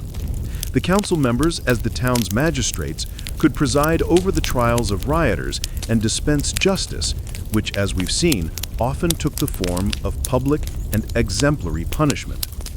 However, the council's position could be precarious. It was caught in the middle, between the demands of the king above and the pressures of the populace below. The king expected his taxes to be collected and his laws to be enforced, without exception. The populace, on the other hand, often saw the council as the most immediate and visible symbol of an authority that was oppressing them. When a new royal tax was announced, it was the town council who had to enforce its collection, making them the target of the people's anger. They could be seen as collaborators with a distant and uncaring monarchy. The effectiveness of a town council in controlling a crowd depended heavily on its perceived legitimacy. If the council was seen as being fair and acting in the best interests of the entire community, it could rely on a broad base of support from law-abiding citizens. But if it was viewed as a corrupt oligarchy, concerned only with protecting its own wealth, its authority would be brittle. In such cases, a riot might not just be a protest against the king, but a direct rebellion against the town's ruling elite. The medieval system of delegated authority. Riot triggers: taxes, famine, and faith. A medieval crowd did not turn to violence without cause. While authorities may have viewed riots as a form of collective madness, they were almost always rooted in deep and legitimate grievances. The tinder of public discontent was always present in the cramped and precarious life of the town. It only needed a spark to ignite. These sparks, the triggers for the most common and dangerous forms of unrest, generally fell into three powerful categories: the burden of taxes, the desperation of famine, and the passions of faith. Of all the grievances, the imposition of a new tax was perhaps the most reliable trigger for a riot. In the medieval mind, taxation was not a regular, expected part of life, as it is today. It was an extraordinary measure, typically levied by the king to fund a specific and often distant need, most commonly a war. To the common person, a new tax on wool, on salt, or a poll tax levied on every head felt like a direct and personal violation. It was money taken from a family's meager resources to pay for a conflict in a foreign land that they had little connection to or interest in. The anger over taxes was twofold. First, there was the economic hardship itself. For a craftsman or a peasant living on the edge of subsistence, any new tax could be the difference between getting by and falling into destitution. It was a tangible loss, felt in the lighter purse and the emptier pantry. Second, there was a deep-seated sense of injustice. Taxes were often perceived as being unfair, falling most heavily on the poor, while the wealthy and the clergy were sometimes exempt. Furthermore, the tax collectors themselves were figures of immense hatred. They were seen as corrupt, lining their own pockets and taking more than their legal due. A tax riot would often begin not as a rebellion against the king himself, but as an attack on the local tax collectors, their homes and records becoming the first targets of the crowd's fury. The Great English Peasants' Revolt of 1381, one of the most famous uprisings of the Middle Ages, was ignited by the aggressive collection of a deeply unpopular poll tax. If taxes were a predictable irritant, famine was a primal terror that could drive people to utter desperation. The food supply in the medieval world was fragile, entirely dependent on the annual harvest. A period of too much rain or a long, dry summer could lead to a catastrophic crop failure. When this happened, the price of grain, the basic staple of the diet for the vast majority of the population, would skyrocket. The specter of starvation would haunt the towns and villages. A food riot was an act of desperation. It was not born of political principle, but of the gnawing hunger in a person's belly and the fear of watching their children starve. The anger of a hungry crowd was directed at those who were perceived to be profiting from their misery. The primary targets were bakers, accused of selling underweight loaves or charging extortionate prices, and grain merchants or wealthy landowners suspected of hoarding grain in their storehouses, waiting for the price to rise even further. A food riot would see crowds storming bakeries to seize bread and breaking open granaries to distribute the grain. These were not acts of simple theft. In the minds of the participants, they were acts of justice, a moral economy in which they were taking what they needed to survive and what they believed was being unjustly withheld from them. For a ruler, a hungry populace was the most dangerous populace of all, because people with nothing left to lose had no reason to fear the consequences of rebellion.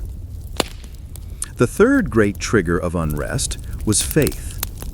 In an age where religion was central to identity and worldview, religious passion could be a profoundly powerful mobilizing force.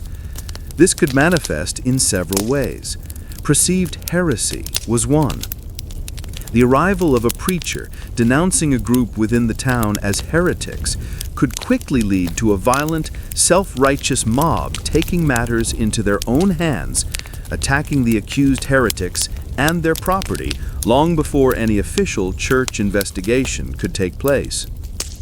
Anti-Semitism was a recurring and tragic feature of medieval urban life, often fueled by religious fervor. Jewish communities, living as a religious minority in Christian cities, were frequently used as scapegoats. In times of plague, famine, or economic hardship, they would be falsely accused of poisoning wells, of desecrating the host, or of other fantastical crimes. These accusations, often whipped up by fiery sermons, could lead to horrific pogroms in which crowds would attack the Jewish quarter, murdering its inhabitants and looting their homes. These were not seen as riots by the participants, but as acts of pious, if brutal, justice. Faith could also be a force for rebellion against the authorities themselves. A charismatic preacher might interpret a famine or a plague as divine punishment for the sins of the kingdom's rulers. He could galvanize a crowd with millenarian prophecies, promising a new, juster world order if they would only rise up and overthrow their corrupt masters.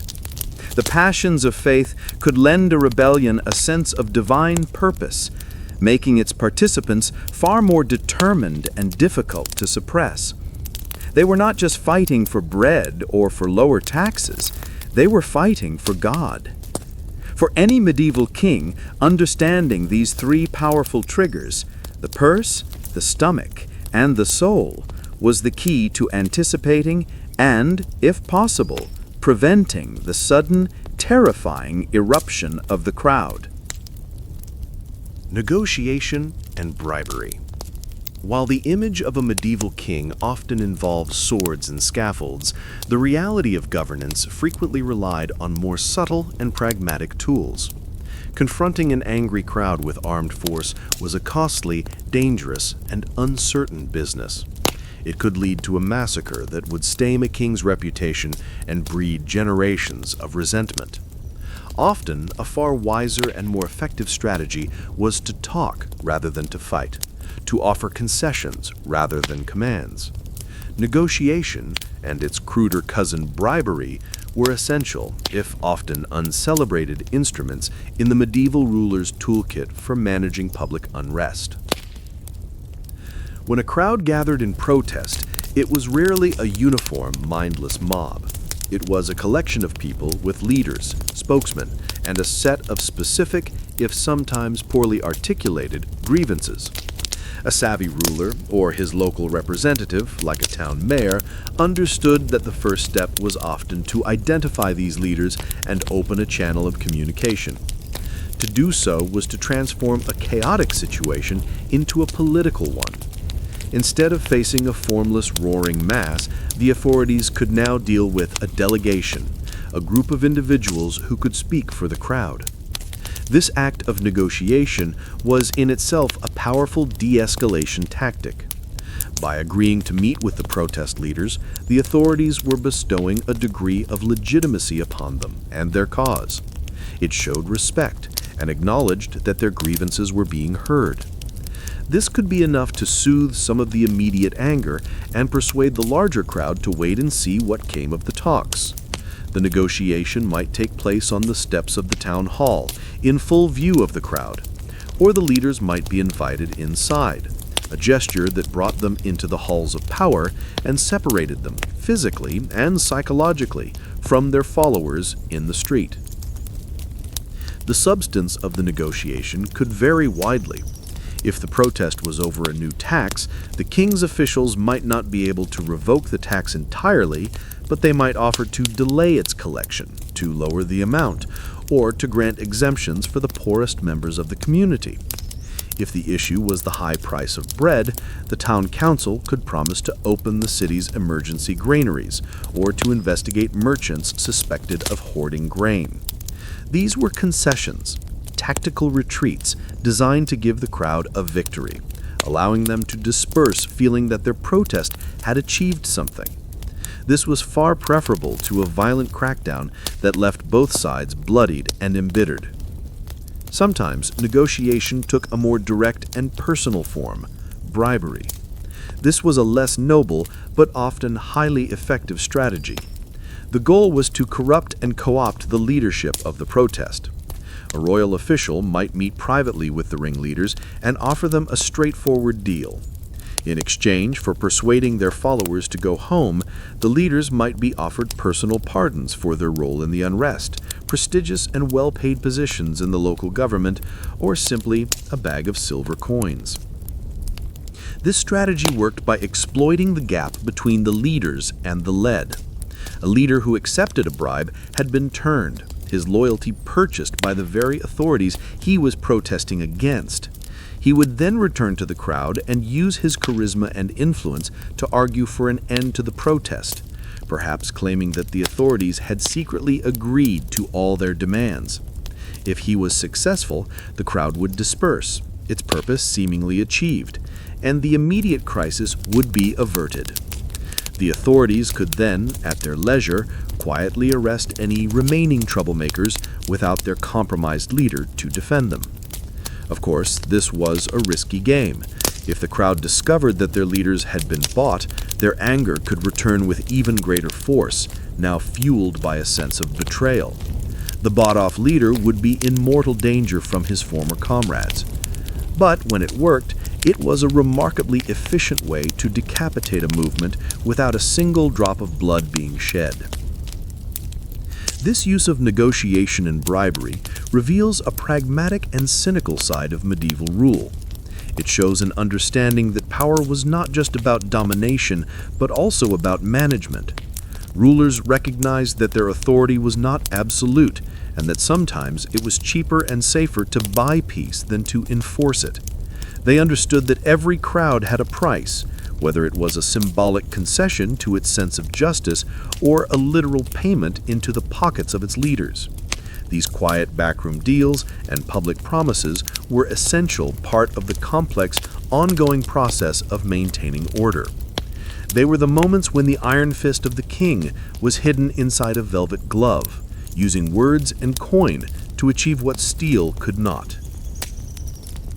Processions and religious festivals.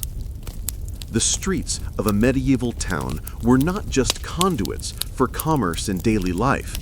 They were also stages for grand public performances. Religious festivals and the processions that accompanied them were deeply woven into the rhythm of the year, marking saints' days, holy seasons like Easter and Corpus Christi, and other significant moments in the Christian calendar. These events brought the entire community together, creating massive, purposeful crowds. For a king and his authorities, these gatherings were a source of both immense opportunity and considerable anxiety. They could be powerful tools for reinforcing social unity and royal authority, but their intense emotional energy could also be volatile and easily tipped into chaos. A major religious procession was a feast for the senses and a powerful expression of communal identity. It was a highly organized and hierarchical affair. At its head would be the clergy, dressed in their most splendid vestments, carrying crosses, banners, and precious jewel-encrusted reliquaries said to contain the bones of a saint.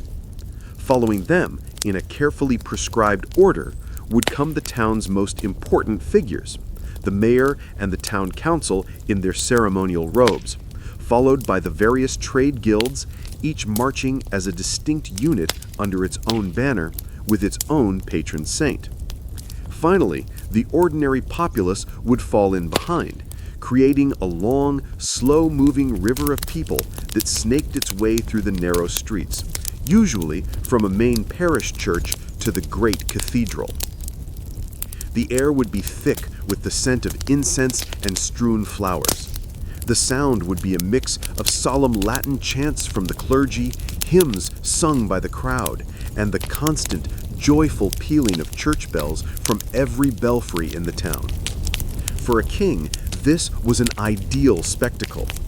It presented a vision of a perfectly ordered society, with each group in its proper place, all united in a single, pious purpose.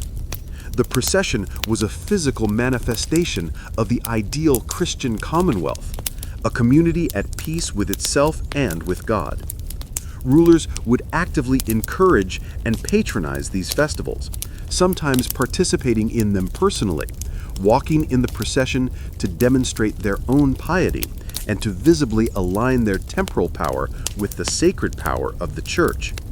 By doing so, they co-opted the event, turning a religious celebration into a demonstration of loyal, orderly subjugation.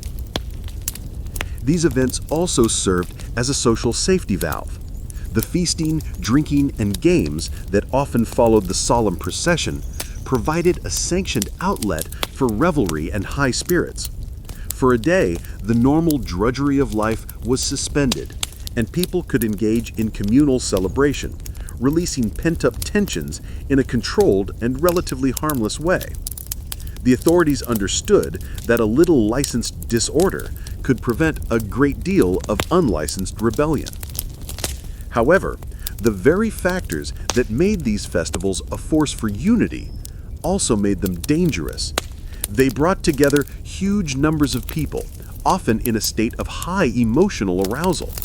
The consumption of large quantities of ale could easily turn celebratory cheer into aggression. The intense group identity on display could also exacerbate underlying tensions. A long-standing rivalry between two guilds, for example, could erupt into a violent brawl if one group felt that the other had been given a more prominent place in the procession, or if insults were exchanged as they marched. The procession route itself could become a flashpoint. If the procession passed through the Jewish quarter, it could trigger anti-Semitic violence, with members of the crowd breaking away to attack homes and businesses. The religious fervor of the event could be turned into a weapon against those perceived as outsiders or enemies of the faith. Furthermore, a religious festival could provide the perfect cover for a planned uprising. The large, legitimate crowd of the festival offered anonymity to conspirators. Under the guise of celebrating a saint, they could gather their forces, distribute weapons, and coordinate their movements. The noise and confusion of the celebration could mask the initial stages of a revolt, allowing it to gain momentum before the authorities even realized what was happening. A procession moving towards the town hall could, with a sudden shift in mood, transform into a mob storming its doors. Because of this inherent duality, authorities were always on high alert during major festivals. The town watch would be out in force, not to participate, but to observe, watching the edges of the crowd for any signs of trouble. The king's officials would be wary of any charismatic preacher or layperson who seemed to be whipping up the crowd's emotions to a dangerous level. They understood that the line between piety and riot was perilously thin. The same collective energy that could produce a beautiful, unified expression of faith could, with the wrong spark, produce a terrifying explosion of violence. The religious festival was a microcosm of the challenge of medieval crowd control. How to harness the powerful communal spirit of the people for the cause of order, while always remaining vigilant against its potential to fuel chaos. The role of nobles and knights. In the intricate feudal structure of the Middle Ages, power was a pyramid. At the very top sat the king, but his direct authority did not always reach down to every village and town. Much of the realm was controlled by the great landholding nobles, the dukes, earls, and barons, who were bound to the king by oaths of homage and fealty. These powerful magnates, and the professional warrior class of knights who served them, played a vital and often decisive role in maintaining public order. When a crowd grew beyond the control of local town officials, it was often the local noble who was the first high-level authority to respond, acting as the king's enforcer, negotiator, and strong right arm. A great noble was a king in miniature within his own domain. He held vast estates, presided over his own manorial courts, and maintained his own private army of household knights and liveried retainers. His power was immediate and visible. The local castle, a massive stone fortress that dominated the surrounding landscape, was his residence and the headquarters of his power. For the common people of the region, the lord of the castle was a far more present and tangible figure of authority than the distant king. It was his rules they followed, his justice they sought, and his wrath they feared. When a serious disturbance, such as a peasant uprising or a major urban riot, erupted within a noble's territory, it was considered his direct responsibility to handle it. A failure to do so was a failure in his feudal duty to the king. The king relied on his great nobles to act as regional sheriffs, to keep the peace in their own corners of the kingdom so that he would not have to intervene personally. The noble's response would be swift and decisive, as the unrest was a direct challenge to his own authority and a threat to his own lands and revenues. The first response would typically be a show of force. The lord would muster his knights and men-at-arms. The sight of a troop of armored men on war horses riding out from the castle with the lord's banner at their head was a profoundly intimidating spectacle. These were not part-time town watchmen. They were professional soldiers, trained for battle and equipped with the best weapons and armor. Their arrival in a rebellious town or village was a clear and unambiguous message that the time of talking was over. Often, this display of overwhelming military power was enough to cause a crowd to lose its nerve and disperse without a fight. If intimidation failed, the noble and his knights would not hesitate to use violence. They were trained to charge, to break formations, and to kill.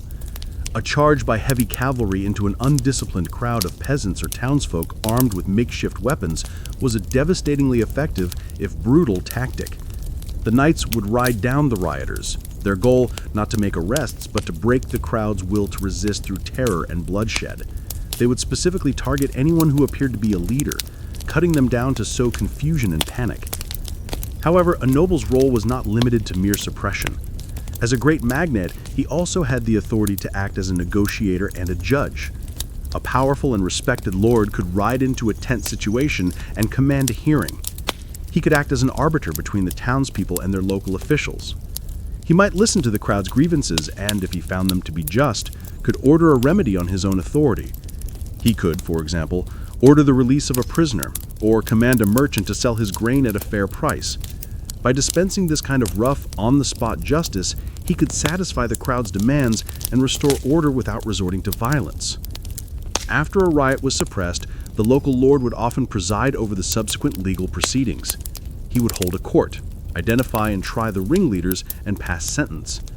The punishments would be harsh, hangings and mutilations, and they would be carried out publicly to serve as a stark warning to others. This was the final act in reimposing his and the king's authority. The king's reliance on his nobles was a necessary but sometimes risky strategy. A noble who was too powerful could become a threat himself, a rival to the throne. If a noble had his own grievances with the king, he might secretly encourage or even lead a rebellion rather than suppress it. The history of the Middle Ages is filled with civil wars sparked by overmighty subjects who turned their military power against the crown.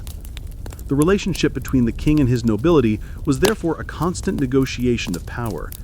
The king needed his nobles to be strong enough to control their own regions, but not so strong that they could challenge him.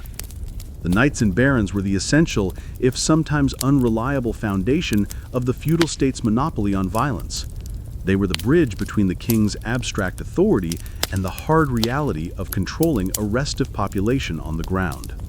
Communication without loudspeakers. In our modern world, addressing a large crowd is a simple technical problem.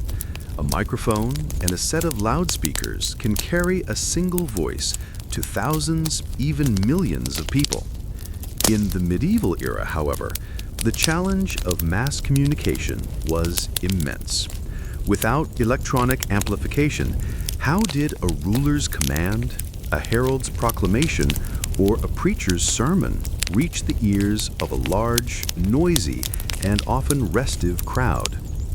The answer lies in a combination of acoustic ingenuity, careful staging, and the use of the human voice as a trained and powerful instrument.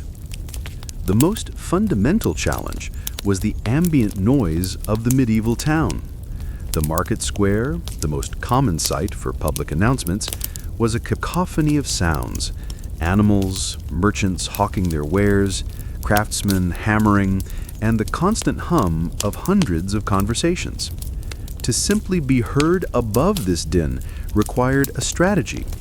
This is why official announcements were often preceded by a powerful, attention-grabbing sound: the sharp, piercing blast of a trumpet, or the solemn, resonant tolling of a church bell served as a sonic signal to the community. These sounds were designed to cut through the background noise and signal that everyone should fall silent and listen. This preparatory silence was crucial. Without it, any speech would be lost. The location of the speaker was also critically important. Medieval communicators instinctively understood the principles of natural acoustics. They chose locations that would amplify and project the voice. The steps of a church or town hall were a common choice, not just for their symbolic importance, but because the flat stone wall of the building behind the speaker acted as a natural soundboard, reflecting the voice forward into the crowd. The market cross, a stone monument often found in the center of the square, provided an elevated platform that lifted the speaker above the heads of the crowd, allowing their voice to travel farther without being absorbed by the bodies of the people in the front rows. Inside a great stone cathedral, The reverberant acoustics that made a choir sound so heavenly could also carry the voice of a priest from the pulpit to the far corners of the nave. The human voice itself was the primary instrument, and some individuals were trained to use it with remarkable skill. Heralds, town criers, and prominent preachers were the professional public speakers of their day. They learned through practice to project their voice from the diaphragm, to speak with a slow, deliberate cadence, and to use clear, precise enunciation. Their vocal delivery was a physical performance, requiring stamina and control. They did not shout wildly, which would quickly lead to vocal strain and hoarseness, but rather spoke with a powerful, resonant tone that was trained to carry. For very large crowds, or when a message needed to be relayed through the winding streets of a city, a technique of repetition was often used. A herald might make a proclamation in the main square, and then a group of town criers would disperse, moving to other key intersections and smaller squares to repeat the message. The announcement would be broadcast in waves, spreading through the city not as a single event, but as a series of local announcements, ensuring that the information reached the maximum number of people. In a procession, chanters or singers could be spaced throughout the line, allowing a hymn or a litany to be heard by everyone as the different sections picked up the melody. Visual aids were used to supplement the spoken word. As we have seen, a herald's tabard, with its bright royal coat of arms, announced the authority of the message before a word was spoken. Banners, standards, and symbols acted as silent communicators, conveying identity, allegiance, and intent. In a religious play performed in the square, the actors' exaggerated gestures and costumes helped to tell the story to those at the back who might struggle to hear all the dialogue. Finally, there was the power of the crowd itself to transmit information. A person in the front row who heard the announcement clearly would turn and repeat the key phrases to the person behind them. The message would ripple backwards through the crowd, passed from person to person. Of course, this was an unreliable method. The message could become distorted, like a game of whispers, with details being lost or altered as it traveled. Rumor and official proclamation would become entangled. But in the absence of technology, this organic human network of communication was often the only way for a message to penetrate the deepest ranks of a massive gathering. Managing a crowd without loudspeakers required a holistic approach. It was a careful orchestration of sound, space, and human performance, designed to capture attention, create a receptive silence, and project a message with as much clarity and authority as possible. It was a testament to human ingenuity in an age before technology, a slow and deliberate art of making oneself heard. Punishment as public theater. In the medieval world, punishment was rarely a private matter. The hidden world of the modern prison, with its focus on rehabilitation or quiet removal from society, was largely unknown. Instead, justice was performed. Public punishment was a form of brutal, state-sponsored theater, and the entire community was invited to be the audience. The scaffold, the stocks, and the whipping post were stages, and the suffering of the condemned was a carefully scripted drama with a clear and terrifying moral. This is the fate of those who defy the law and the king. The primary purpose of this public theater was deterrence. The pain inflicted on one individual was meant to be a lesson for the thousands who watched. A ruler understood that the fear of a similar fate was a powerful tool for controlling future behavior. The spectacle had to be memorable, even visceral, to burn itself into the collective consciousness of the crowd.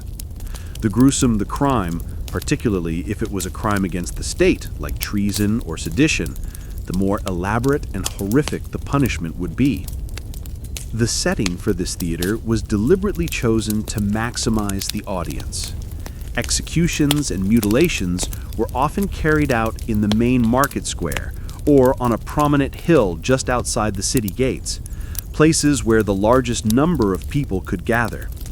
The event would be announced in advance by town criers, and on the appointed day, people would flock from the surrounding area.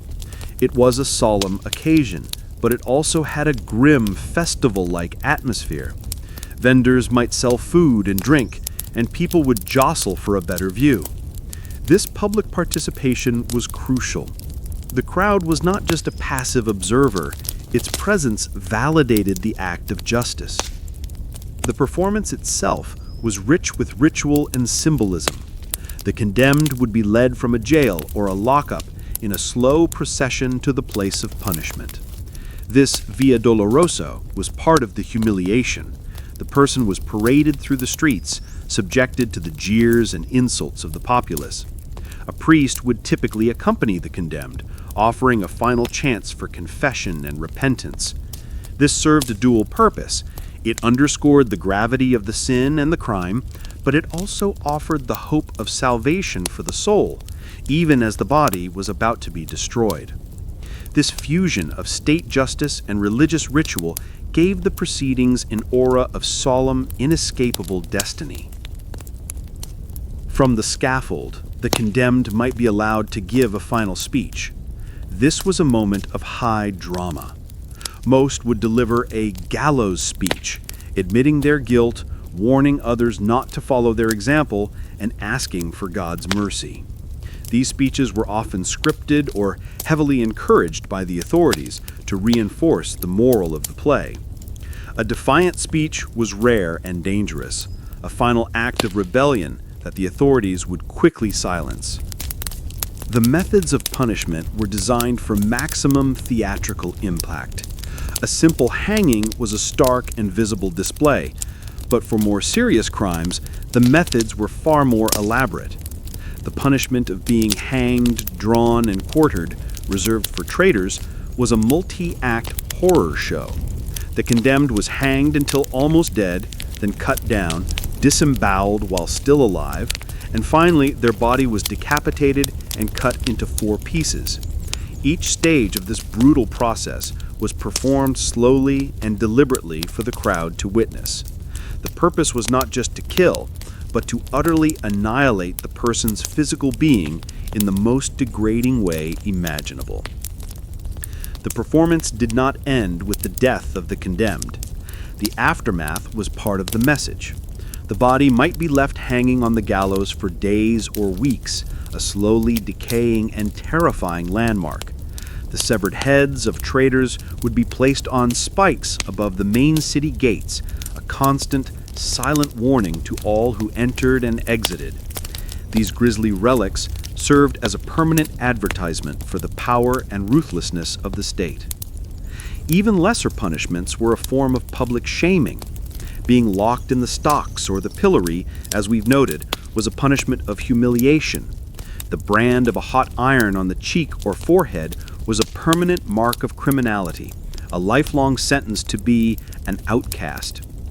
The cucking stool or ducking stool, used to punish scolding women or dishonest tradesmen, involved strapping the person to a chair at the end of a long pole and repeatedly dunking them into a river or pond, a spectacle of ridicule and discomfort for the amusement and instruction of the crowd.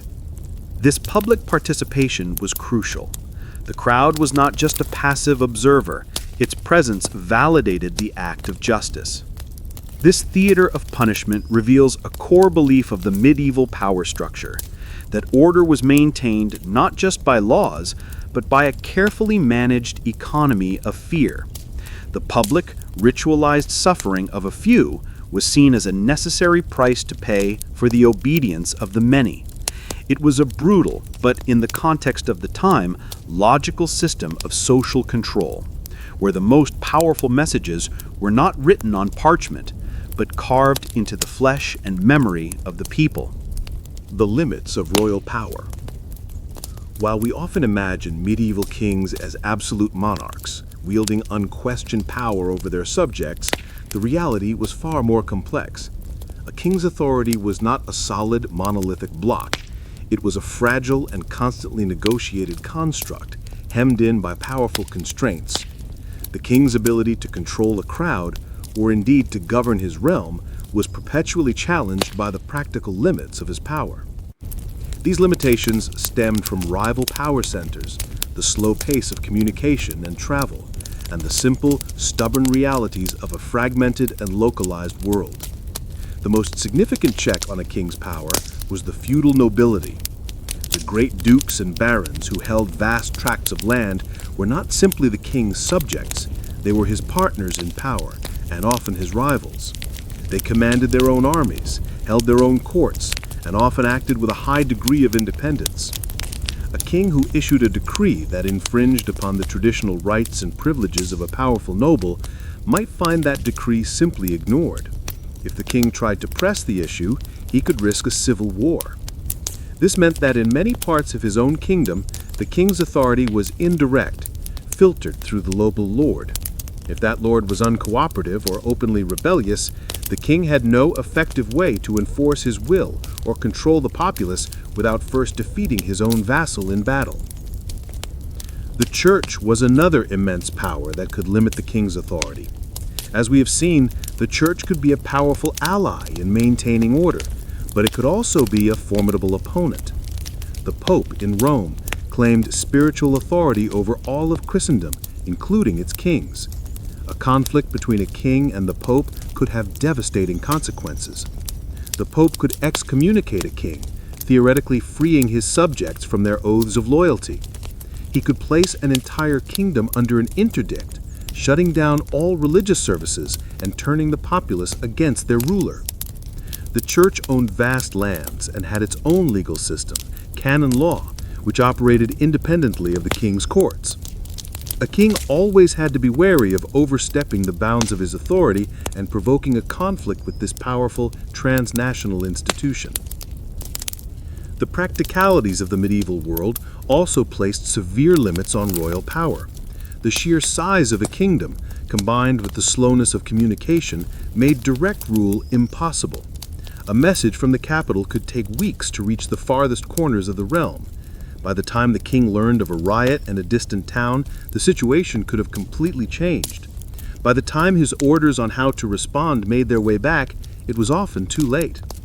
This tyranny of distance meant that the king was forced to delegate enormous authority to local officials, sheriffs, and nobles. But delegation always meant a loss of direct control. These local agents might be incompetent, corrupt, or disloyal, interpreting the king's orders to their own advantage, or failing to act at all. Furthermore, the king's financial resources were surprisingly limited. There was no centralized, efficient system of national taxation. The king's income came from his own personal lands, feudal dues, and the occasional, deeply unpopular special tax levied for wars. He did not have the funds to maintain a large standing army or a national police force. If a major rebellion broke out, he would have to spend a fortune hiring mercenaries or calling upon his feudal vassals, who would only serve for a limited time. This financial weakness meant that a king often could not afford to project his power as forcefully as he might have wished. Brutal suppression was expensive, which is why negotiation and compromise were often more attractive options. Finally, the king's power was limited by the unwritten laws of custom and tradition. Medieval society was deeply conservative. People believed in a right and proper order of things, in traditional rights and privileges that even the king could not violate. A king who acted like a tyrant, who trampled on the ancient customs of his people or the chartered liberties of a town, would be seen as ruling unjustly. This could lead to a loss of legitimacy, which was the invisible foundation of his power. A king who lost his legitimacy would find his commands ignored, his taxes unpaid, and his nobles conspiring against him. The fear of this outcome was a powerful check on arbitrary rule. The king's authority was therefore a constant balancing act. He had to play the great nobles off against each other, maintain a delicate relationship with the church, and rule in a way that was seen as just and respectful of tradition. His power was not a constant, but a variable, ebbing and flowing with his personal prestige, his military successes, and his political skill. When a crowd gathered in a market square, its willingness to obey or to defy the king's peace was a direct reflection of these complex and ever-present limits on royal power. The aftermath of riots. The end of a riot, whether it was dispersed by force, placated by negotiation, or simply burned itself out, was not the end of the story. The aftermath of a major disturbance was a critical period that would profoundly shape the future relationship between the ruler and the ruled. The way a king or his authorities responded in the wake of chaos, through punishment, reform, and the careful management of memory, would determine whether the peace was truly restored or whether the seeds of the next uprising had been sown. The first and most immediate phase of the aftermath was retribution. The authorities would move swiftly to reassert their control and make an example of those who had dared to challenge it. This was a time of investigation and arrests. Royal officials or the local lordsmen would sweep through the town, relying on informants and eyewitness accounts to identify the ringleaders and the most active participants in the riot. These individuals would be dragged from their homes and workshops and thrown into dungeons to await a swift and unforgiving justice. The trials that followed were often summary affairs, designed less to determine guilt with certainty than to provide a legal justification for the punishments that were to come. The sentences were intended to be a lesson in terror. As we have seen, the leaders would face the harshest penalties. Execution by hanging, or the more gruesome fate of being hanged, drawn, and quartered, was common for those convicted of sedition. Their heads would be displayed on the city gates as a grim and lasting reminder of the price of rebellion. Lesser participants might face mutilation, such as the loss of a hand or an ear, a permanent physical branding that marked them as a troublemaker. Others might be subjected to public flogging and imprisonment. Beyond individual punishments, the entire community was often held responsible and subjected to collective penalties. This was a way of reinforcing the idea that the whole town had a duty to maintain the king's peace. The town might be stripped of some of the privileges granted in its royal charter, such as the right to elect its own mayor or to hold a particular fair. A massive fine could be levied on the community, a financial burden that would be felt by everyone for years to come, and would serve as a powerful incentive to prevent future unrest. In some cases, the king might order a part of the town's defensive walls to be torn down, a symbolic act of humiliation and a practical measure that made the town more vulnerable to outside control. However, a wise ruler knew that repression alone was not a sustainable long-term strategy. Purely punitive measures could create a generation of martyrs and breed a sullen, simmering resentment that would eventually boil over again. Therefore, the phase of retribution was sometimes followed by a period of carefully considered reform. After the initial anger had subsided, the king or his council might investigate the original causes of the riot. If the uprising was a response to a genuinely unjust official, that official might be quietly removed from his post. If a particular tax was clearly unworkable and causing widespread hardship, it might be repealed or amended. These reforms were a tacit admission that the rioters may have had a legitimate grievance. Of course, this was never stated publicly. The reforms would be presented as an act of royal grace and wisdom, a gift from a benevolent king to his people, rather than a concession to mob violence. But it was a pragmatic recognition that to prevent future trouble, the underlying conditions had to be addressed. This combination of brutal punishment for the leaders and mild reform for the community was a classic strategy. It satisfied the need to demonstrate power, while also offering a path back to stability. Finally, there was the management of memory. The authorities wanted the riot to be remembered, but only in a very specific way.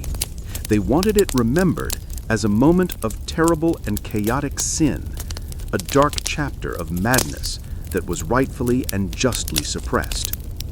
The gallows speeches of repentant leaders were part of this narrative construction. Official chronicles and records would describe the rioters as wicked, misguided, or foolish. But the common people had their own memories.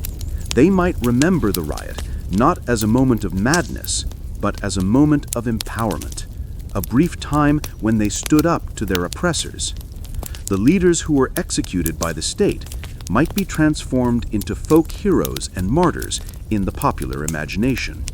Ballads and songs might be secretly composed and sung, celebrating their bravery and lamenting their fate. This created a counter-narrative, an underground history of resistance that was passed down through generations. The aftermath of a riot was therefore a battleground of memory, a struggle between the official story of crime and punishment and the popular memory of struggle and sacrifice. The echoes of that struggle would reverberate in the community for a very long time, subtly shaping its identity and its future relationship with power. Crowds and culture, ballads and stories. The great events of public life in the Middle Ages, the riots, the rebellions, the dramatic confrontations between the people and their rulers, did not simply vanish once the dust had settled. They flowed into the cultural bloodstream of the society, preserved and transformed in the stories, songs, and poems that constituted the popular culture of the age. In a world where most people could not read or write, oral culture was paramount. Ballads and folk tales were the primary media through which history was remembered. Values were transmitted, and the complex relationship between the crowd and authority was explored and understood. When a major uprising occurred, it became the raw material for a new ballad. A traveling minstrel or a local storyteller would compose a narrative poem set to a simple, memorable tune, recounting the events. These ballads were the news reports, the historical analyses, and the opinion pieces of their day, all rolled into one. They were performed in taverns, at fairs, and around the hearth fire in the evening, spreading the story far and wide. The ballads that were sympathetic to the authorities would portray the crowd as a fickle, destructive mob, and the leaders of the rebellion as villains driven by greed or ambition. They would praise the firm but just actions of the king or the local lord in restoring order, and the story would end with a clear moral about the importance of obedience and the folly of challenging one's divinely appointed superiors. These official or semi-official versions of the story helped to cement the state's narrative in the popular mind. But a powerful countercurrent of subversive culture also existed. Many ballads took the side of the rebels, turning them into heroes who fought for the rights of the common man against cruel and greedy lords. The most famous example of this tradition is the cycle of ballads about Robin Hood. While the historical origins of Robin Hood are debated, the stories as they developed in the later Middle Ages are a perfect expression of popular discontent. Robin Hood is an outlaw, a man who lives outside the king's law, but who follows a higher, moral law.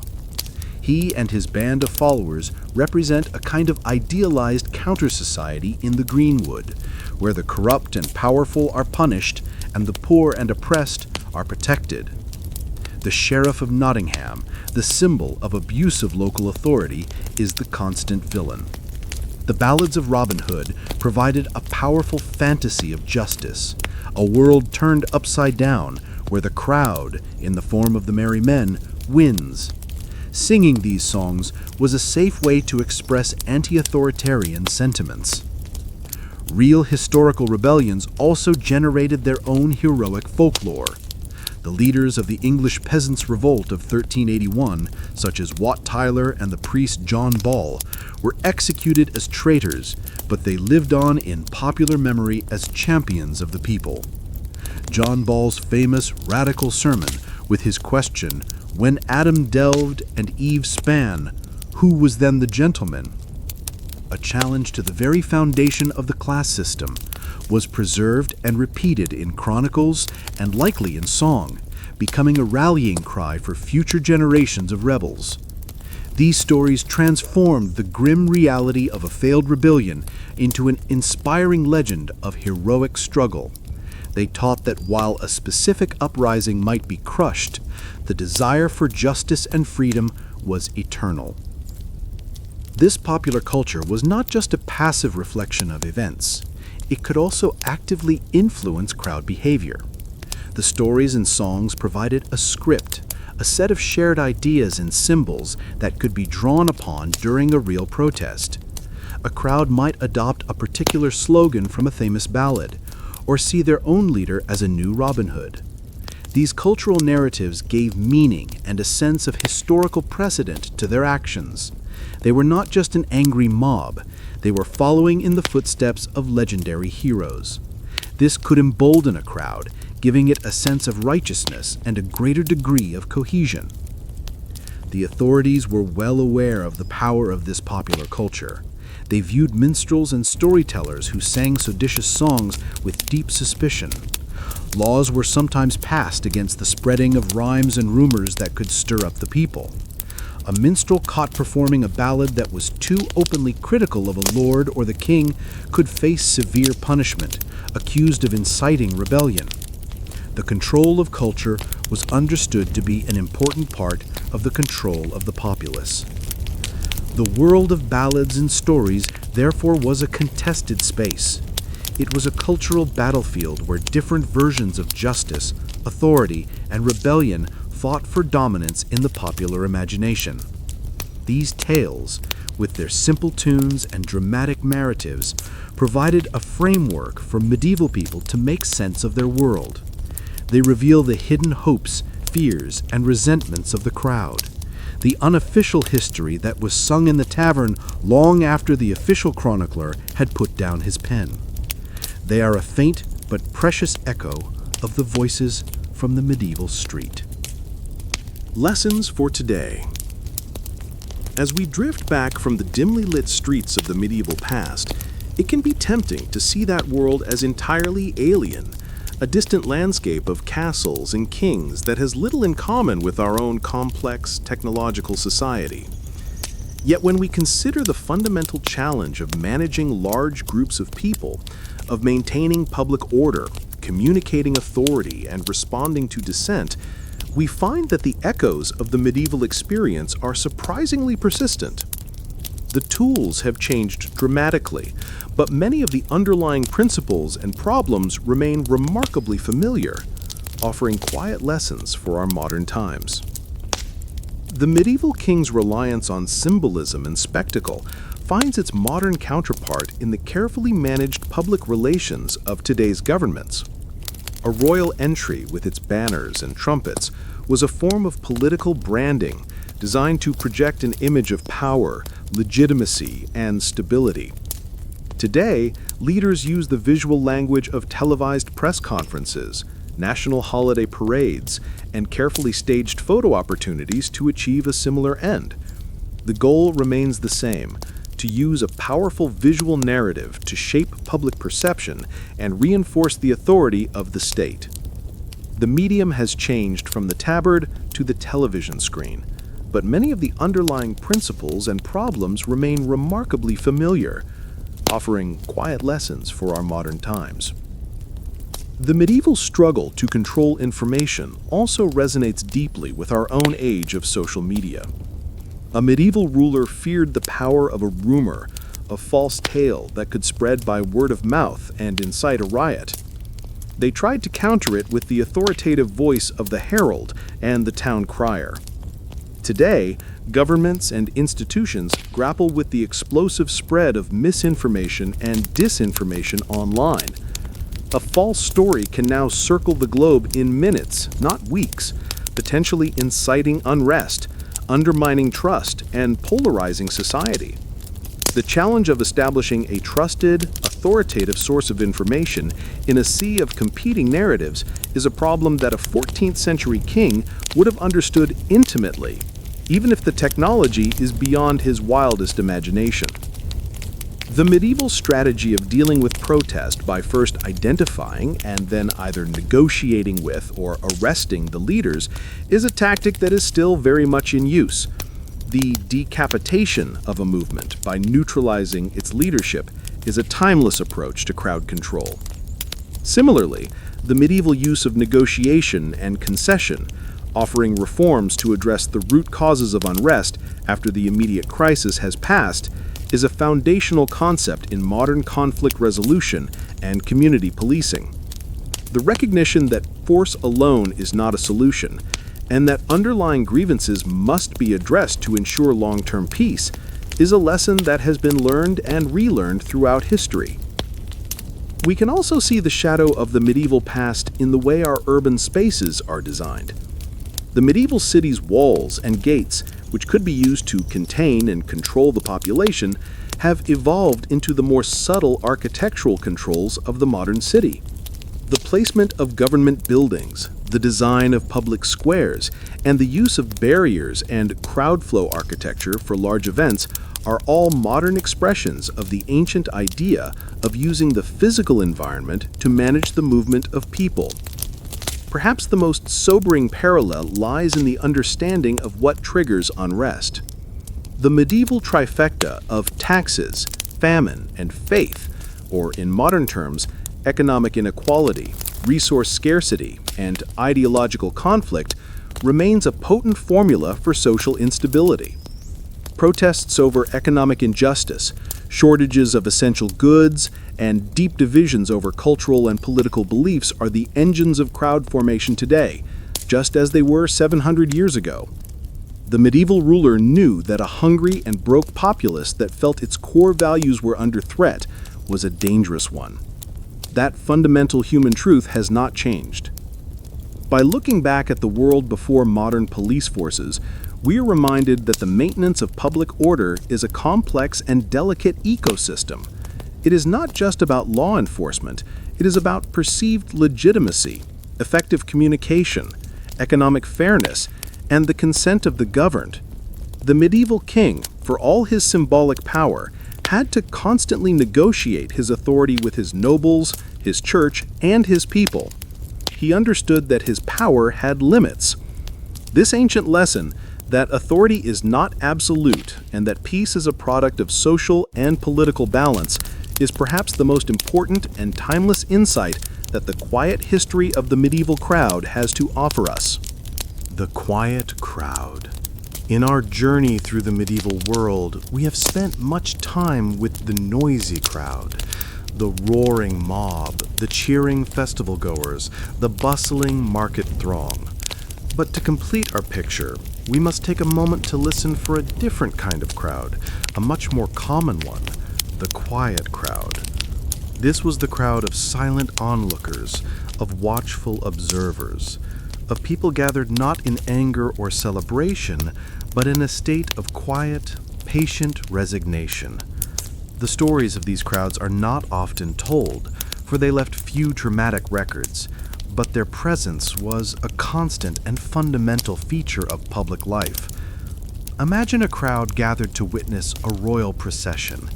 While some in the front may cheer and wave, many more, standing at the back, are simply watching. Their faces are hard to read. They are not participating in the spectacle so much as observing it.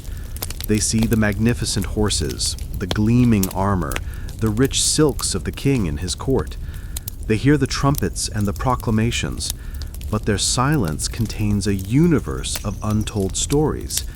In that quiet gaze, there might be awe, but there might also be a deep and weary cynicism. There might be fear, a simple desire to be seen as compliant and to avoid drawing any unwanted attention from the men with swords. There might be a quiet resentment at the display of so much wealth in a world of such poverty. This quiet crowd is a reminder that a lack of open dissent is not the same as enthusiastic consent. Consider the crowd assembled to witness a public punishment.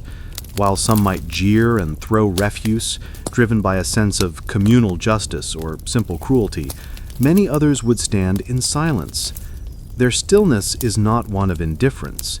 It is a silence of grim instruction. They are learning the lesson that the authorities intend to teach. They watch the suffering of the condemned, and in their quiet they absorb the terrifying reality of the state's power. The memory of the spectacle is etched into their minds, a silent deterrent that will govern their future actions. Their silence is the sound of fear taking root. Think of the crowd that gathers in the aftermath of a riot. After the soldiers have left and the bodies have been taken away, they stand in the square, looking at the debris, the broken stalls, the burn marks on a wall. Their silence is one of shock, of grief, of uncertainty. They are taking stock of the cost of anger, the price of defiance. They are the ones who must now sweep up the wreckage, both literal and social, and try to piece their lives back together in a town that is now more fearful, more subdued. Their quiet is the sound of a community processing its trauma.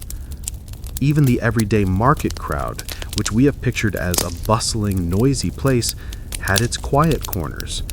There were the people on the margins, too poor to buy much, who came simply to be in the presence of others, to feel a part of the life of the town.